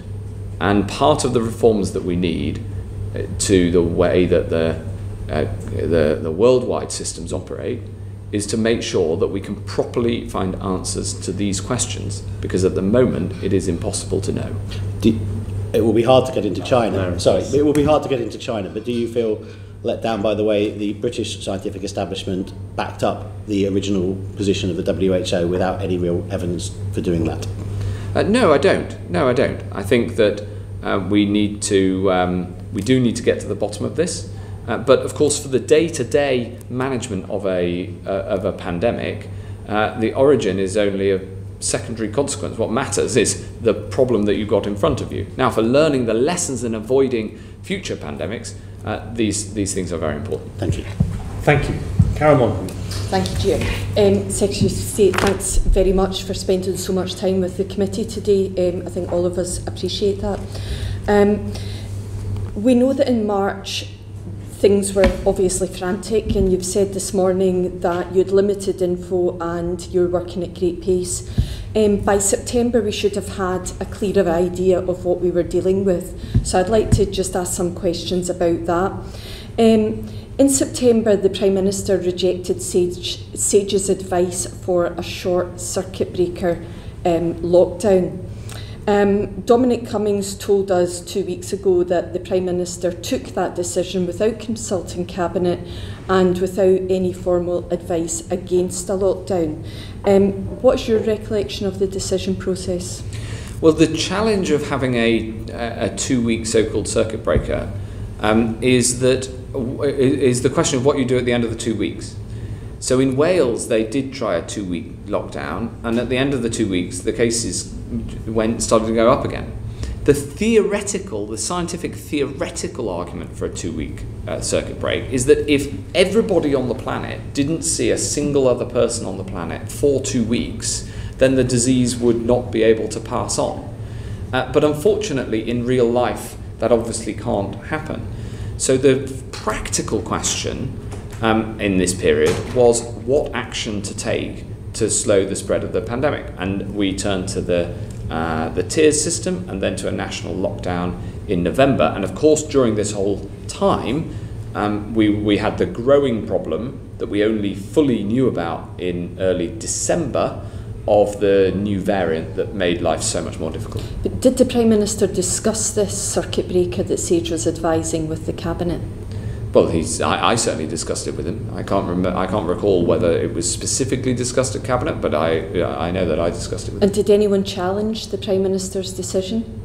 Well, we had an ongoing debate over that period as to what the appropriate action was, given that there were rising cases, especially in some parts of the country, but it was very regional, whereas the first peak had been uniformly national. And then we took the action that we did towards the end of October. Okay, Mr Cummings also claimed that in September the Prime Minister had said, we shouldn't have done the first lockdown and I'm not going to make the same mistake again. Is this true? I've certainly never heard the Prime Minister say anything like that. Okay, so, I mean, if this isn't true, why was there not more discussion about the circuit breaker lockdown? I'm sorry, that's a non sequitur. But why was there, when SAGE was giving clear advice for a circuit breaker lockdown, why was the decision taken? You've said, what do we do after the circuit breaker? And we all understand what a circuit breaker is. But why was there not more discussion about a lockdown, the requirement for a lockdown in September? There was a constant discussion about how to respond to the rising case numbers. You know, I I said in public at the end of August that we could see a second wave coming, and from that time onwards, we had a debate in government about these incredibly difficult balances, and we took action in the local areas where it was needed. You've previously told our committee that a circuit breaker lockdown you felt was disproportionate, but it's also been reported that you yourself argued for that very circuit breaker. What is the truth of this? And if you're arguing for the circuit breaker lockdown, why did the Prime Minister reject your advice? He didn't, and also that it misrepresents the way that governments make decisions of this magnitude. We have discussions of the pros and cons. Now, of course, as the Health Secretary, I am inclined to take the cautious view. That's my job. And my job was to protect lives and to get us out of this. That has been my central mission for the last 18 months, since the 1st of January, when I first heard about this virus, and certainly since it became clear that it was coming here a month or so later. And so of course I'm going to make the cautious arguments. Others make arguments for the absolutely serious, real and immediate costs of lockdown, as it was discussed. We did this on a regional basis over the autumn until November. We then had the national England-wide November lockdown, and then we had a regional approach over December until the January the 4th lockdown. And all that while, the situation got more difficult to manage because of the rising number of proportion of the Alpha variant, as colleagues from Kent, I'm sure, are delighted that it is now called. Okay, one of the points that Mr Cummings made repeatedly to our committee a fortnight ago was that decisions were taken by the Prime Minister himself, and he would ignore other people's opinions or advice on this. Is that the case? Is that your experience? No, I discussed all these issues with the Prime Minister throughout. Yeah, I speak to the Prime Minister almost every day, usually several times a day, and have done since I first alerted him to this problem on the 7th of January. You know, it's an incredibly intense period for any government, and remains so, because these judgments and the consequences of the judgments that we make affect everybody in the country.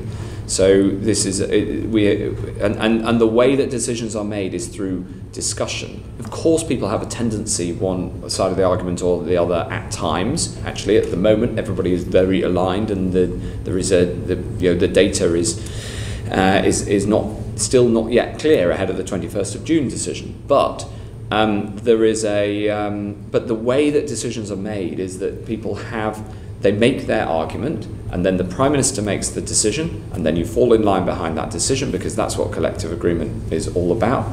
And ministers go out and explain it, and advisors advise. So what we are trying to establish is whether the picture that was painted by Mr Cummings is a true reflection of what was taking place, whether it was a one-person decision, whether Cabinet were involved, what advice was being taken on board. This is really what I'm trying to get to. Yes, and what I'd say is that I spoke directly to the Prime Minister throughout this period, and he took advice from a huge range of people, as he should and as he does.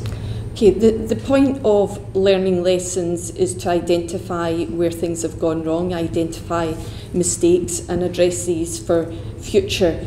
Hopefully we won't have another global pandemic, but even for future dealings with COVID. What would you do differently? And where to start? There's so much that we've learned. Okay, the best place to start is probably the things we do differently now to at the start. Right? We have different policies on protecting care homes. We have different policies on the border. We've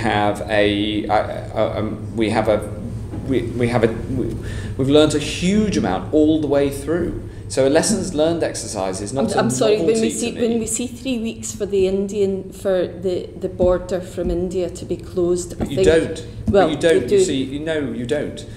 We acted when we saw the data.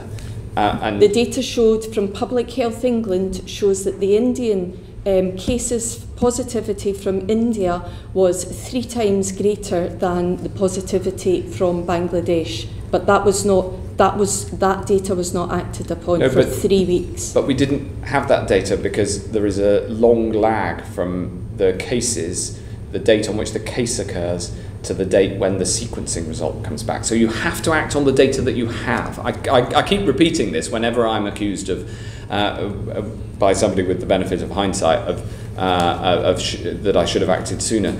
And I'm trying to stress it during this whole I think many people were asking to act sooner in the early days of April, and that didn't happen.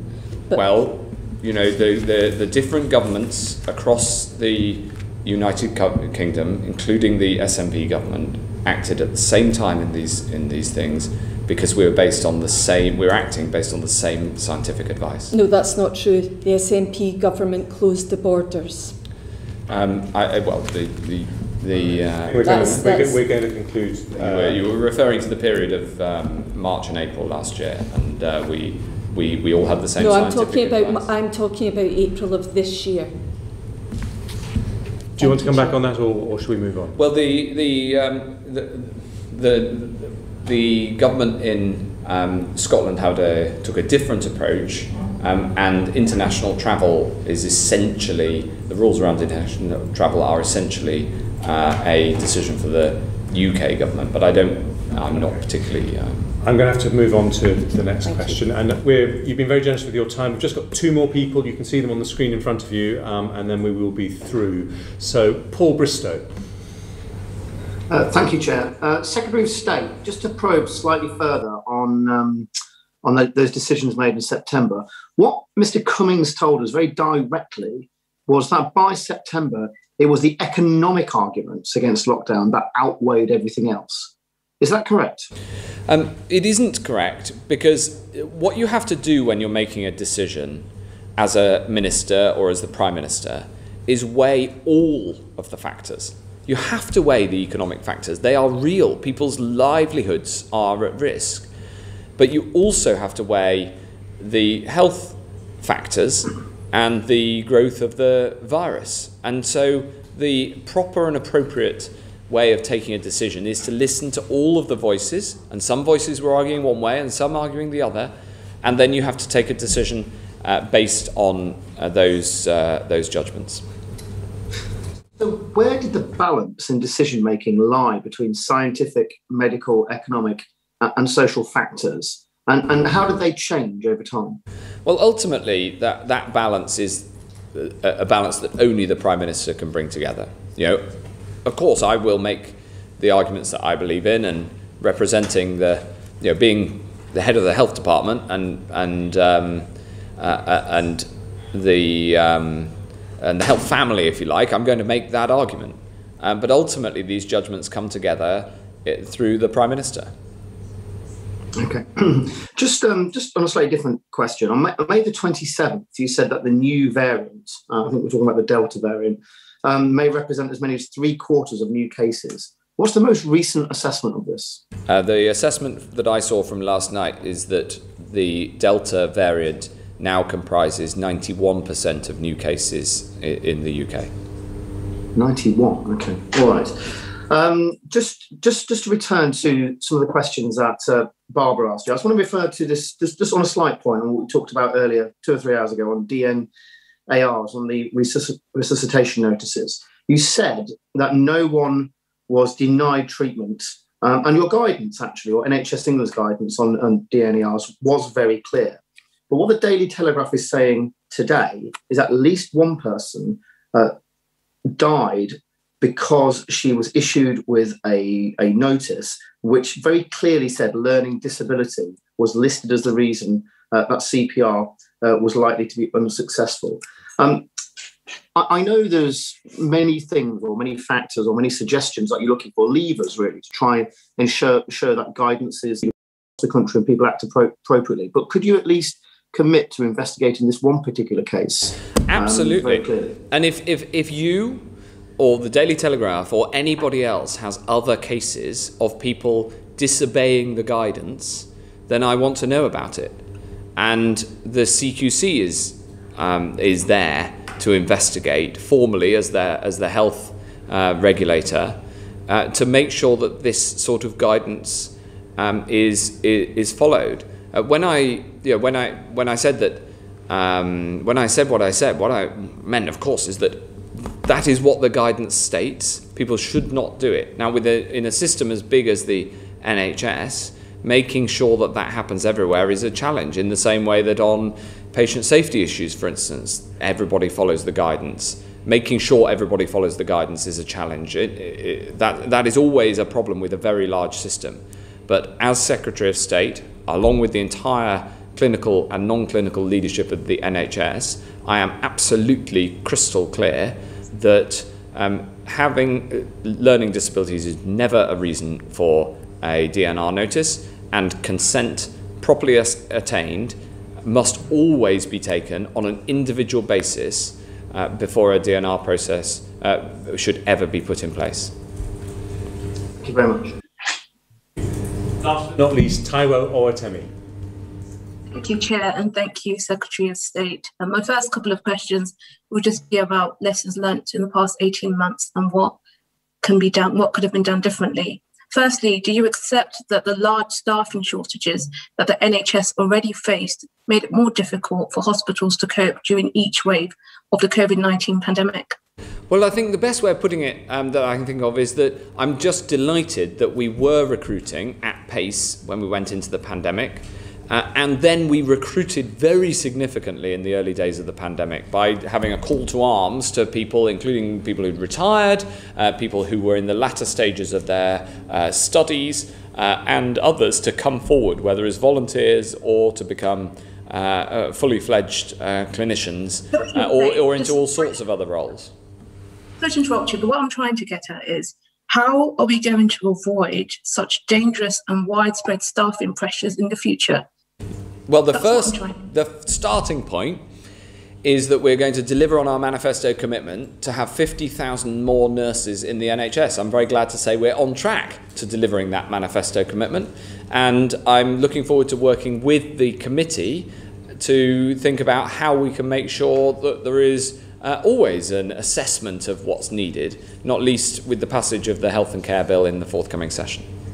Well, I hope the 50,000 nurses are actually 50,000 nurses who are registered in universities to actually practice nursing rather than something else. Secondly, just moving on to ICU beds, do you think that the comparatively small numbers of ICU beds across the NHS compared to our European neighbours put us at a disadvantage when coping with mass hospitalisation caused by COVID? Well, thankfully, because of the actions that we took and because of an expansion of ICU capacity done in emergency circumstances, we were able always to give treatment, but there is no doubt that one of the lessons is that we needed more ICU capacity, and we have expanded it over the last 18 months.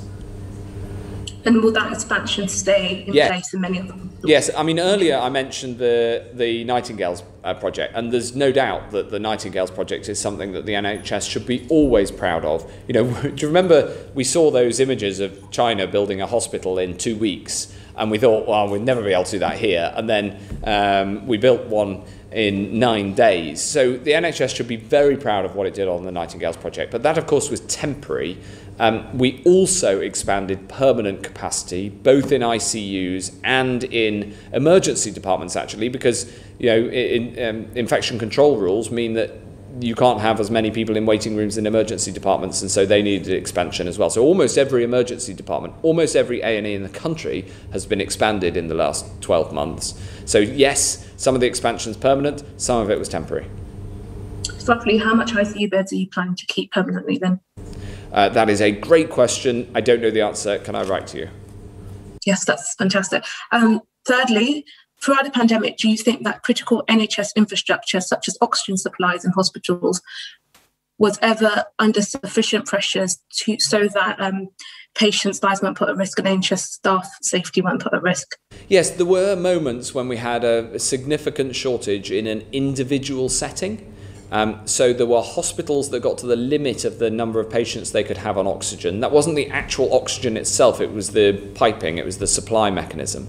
But because of the NHS, we were able then to divert patients to other hospitals and in some cases move them to other hospitals. I mean, it's one of the many advantages of having the NHS during a pandemic. And as I said at the start, some of the things that went well were because we had such strong institutions, and in this case we had the NHS, which had record funding and record levels of staff going into this, and thank goodness that we did, because it meant that we were able, with the expansions, to always provide care have that care available for COVID patients. Just following on that, will your department look very closely into the several near misses in hospitals across the country where critical infrastructure did very nearly collapse under the pressure of the pandemic? And how can we ensure that the critical infrastructure is not at risk of being overwhelmed in the future? Yes, it's a really important question about the resilience of the NHS in the future. Firstly, system working in the NHS so that if a hospital is coming near to being overwhelmed, then it can move patients to a nearby hospital, or sometimes to quite a distant hospital. That is very important. But so too, here again, I come back to the data, is understanding which hospitals have spare capacity. We are so much better at that than we were 18 months ago. And so there is a big operational role for making sure that the NHS can deliver that care as well as possible. Well, just for my last question, and this is the question I'm sure that members of the public have all been asking, and a question that I actually want to know, and my constituents in Coventry North West want to know. Previously, you said that there is nothing in the data to suggest that we are definitely off track to remove restrictions on June the 21st. Is this still your view? And essentially, is June the 21st the end of restrictions? Well, you tempt me, but unfortunately, I'm not going to be able to give any more information about this ahead of the Prime Minister setting out the decision on Monday. As you can imagine, we're looking at this data every single day, but I don't want to give an answer that would give a hint one way or the other, because I think we've still got a couple more days' data to look at, and we'll make the decision very soon. But if I could just also add something to my previous answer.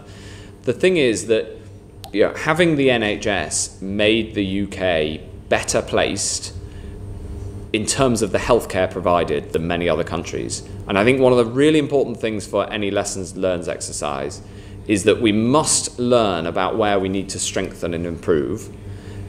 And even in the good areas, we can still strengthen and improve. But we must also recognise and acknowledge those areas like the NHS and like British science, where our strengths meant that we had an exemplary response. Thank you. Just moving on to the data. Just one question. Okay, final one, Taiwo, and then we need to move on. Thank you, Chair. Just moving on to my previous question. Are you at least able to give us your own personal views on the data so far? I'm afraid I'm not, no. I'm going to talk to the Prime Minister and others and listen to what the Chief Medical Officer has to say about it, and then the government will come to a conclusion. Thank you, Taiwo. Secretary of State, you've been very generous with your time. There's one final issue. We've sort of elided the sessions in order to try and get you through this as quickly as possible. There is one final issue I know that NHS staff would want me to cover briefly before you go, and that is about nosocomial infections. The Guardian recently established from FOIs that 8,700 people had died after picking up COVID in hospitals. Now, some of those may have died with COVID rather than because of COVID, but do you accept that many people are likely to have died because they picked up the infection inside hospitals? There's no doubt that there was nosocomial infection. The degree is hard to estimate, because some people go into hospital and have caught COVID in the community and then only become either symptomatic or only have enough COVID to be tested positive for it once they reach hospital.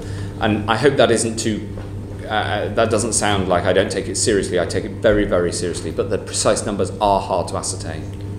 One of the things that might have helped prevent that would have been earlier regular testing of NHS staff. Now, you explained earlier in a lot of detail the efforts to ramp up the testing. Yes. But you had to follow the order that you were given in terms of the clinical guidelines as to who to prioritise for that testing. And that meant that regular testing of NHS staff wasn't introduced across the system until November. Looking back and knowing what we know now, do you think that we should have found a way of doing that earlier? Well, we only could have done that if we'd had the extra testing capacity, and that is the challenge. It was really the validation of lateral flow tests in the autumn that made the big difference there. And so the twice-a-week testing with lateral flow device is incredibly important and has helped undoubtedly in reducing nosocomial infection. So what I'd say is that for the lesson for the future for me is to make sure you have that testing capacity as a standing capacity ready to go. Could another reason be that with an airborne virus, some hospital ventilation systems just weren't good enough? Yes, that is definitely another lesson as well. And final thing, do you think that some of the instructions that went out to hospitals about social distancing and other precautions in the non-COVID areas of hospitals took too long? So the 2-metre rule, for example, wasn't introduced until May. And do you think that's one of the lessons or one of the things we need to look at? Well, I think it is worth looking at the entire infection prevention and control approach throughout, because I've no doubt that knowing what we know now, we can make an assessment of that. But of course, these judgments were the best judgments that people working there their hardest based on the best information they had. And in a way, I return to what I've said so often, is that these were big calls made on imperfect information and often made at incredible speed against a novel pathogen. And so I don't want to imply any criticism of those who developed that IPC guidance. What I'd say is the lesson for the future is to be able to understand any pathogen as fast as possible, so that you can produce the best possible guidance as quickly as possible. Thank you. And final question to Greg Clark. Thank you very much, Jeremy, and I join Jeremy in thanking you for your commitment to the committee in terms of the time that you've given this morning. Perhaps looking back, given that we want to learn lessons that can be applied during the remainder of this pandemic as well as in the future, if we were to have, God forbid, a vaccine escape, that's to say a new variant that was resistant to the vaccines that we have, do you have a plan for that? Yes. It is the life of a health secretary to worry about these things. The plan is predicated on having a variant vaccine as fast as possible. Now, the Prime Minister set a target of having a variant vaccine and treatment and diagnostics within 100 days, but we are not there yet at that speed of turnaround. However, the mRNA technologies, as the Chair set out, can develop a vaccine for an individual new DNA or RNA sequence very quickly, within a matter of days. And now that the platform has been not only approved with full clinical trials, but applied hundreds of millions of times across the world with the tracking of the data in many of the countries, we can have confidence and so move to very late stage, move through the clinical trial process much more quickly, much more safely. So we will be able to bring a vaccine to bear more quickly. I'm highly confident of that. In the meantime, the tools that we have at our disposal are the tools that are available. And we would need to enact them. But we watch this very, very carefully. One of the reasons that I moved so fast on Portugal, despite the fact that lots of people were having a well-earned break, is that we have a precautionary principle when it comes to potentially vaccine escaping variants. So it's not something, to be clear, that we expect, but we need to prepare on a contingency basis. You've said that there's a plan to develop vaccines, yes, so that they are effective. Yes. These other measures that you're talking about, these are lockdown, social distancing requirements and all the rest of things. We have, I come back to the point I made about the pandemic preparedness plan. Yeah. What really matters when you're in it is the capability. Right. The plan is always going to be written to a different pathogen because it's the nature of virology that your problem is going to be with a new disease. But you've learnt a lot, everyone's learnt a lot through this. Is there a plan for this? Is it written down or is it in your head and in the heads of... Well, we don't have a published plan, but we have, I think the best way to describe it is we have the playbook in front of us. Given what we've learnt and what you've said about the importance of transparency and being honest that we don't know all the answers or didn't know all the answers at the beginning, and we gleaned lessons from other countries, from our own practice, would it not be a good idea to publish the plan and to be explicit about it and to allow people to consider it, interrogate it, and perhaps make constructive suggestions around it? Wouldn't that give confidence? I'll consider that. Set against that is the following, that vaccine escape is a relative, not an absolute concept. So we know that variants do respond differently to the vaccine, given that the current vaccines were all aimed at the original Wuhan strain. And so we know, for instance, that a single dose of either Astra, Oxford or Pfizer is less effective in terms of reducing transmission on the Delta variant, but we know that a double jab is statistically insignificantly different. And therefore, there is a degree, if you could describe it like this, of vaccine escape of the Delta variant from one jab, but thankfully not from two. So vaccine escape is a relative concept, not an absolute one. So writing a plan for absolute vaccine escape is essentially writing a plan for a new pandemic. Because if there was a variant of the virus against which our current vaccines didn't work at all, then that would be essentially a new pandemic.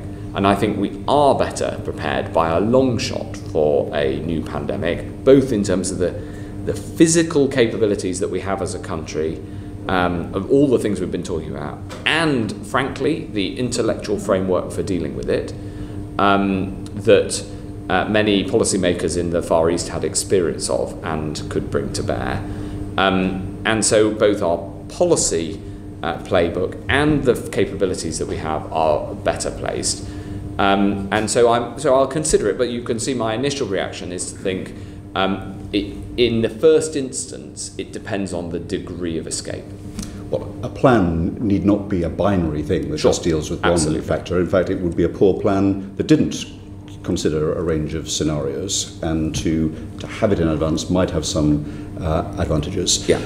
Thank you, Reverend. In your response to Taiwo, you wouldn't be drawn, for reasons we understand, on the Delta variant and the implications for unlocking, and there's a decision to be taken over the weekend. For those members, Parliament and members watching these proceedings, they might be interested to know that the Science and Technology Committee will be taking evidence from scientists on this on next Wednesday at 9:30. So we will have an exhaustive, and I hope not exhausting, consideration of that. But thank you for your evidence today. You've made some commitments to follow up in writing with some written evidence. I hope that you at least will be able to do that promptly. Well, of course, and thank you and the whole committees, both of the committees, for giving me the opportunity to set out the facts and the truth. And if you have any further questions, then please do write, and I'll get back to them as soon as possible, because I know you want to publish soon. But for me, it was important, and I'm very grateful for the chance to be able to set out what actually happened, and I hope I've been as clear as I can be. Thank you. Secretary of State, it hasn't been 7 hours, but it has been nearly 4.5 hours. So we're very grateful to you for your time today, and that concludes today's session. Order.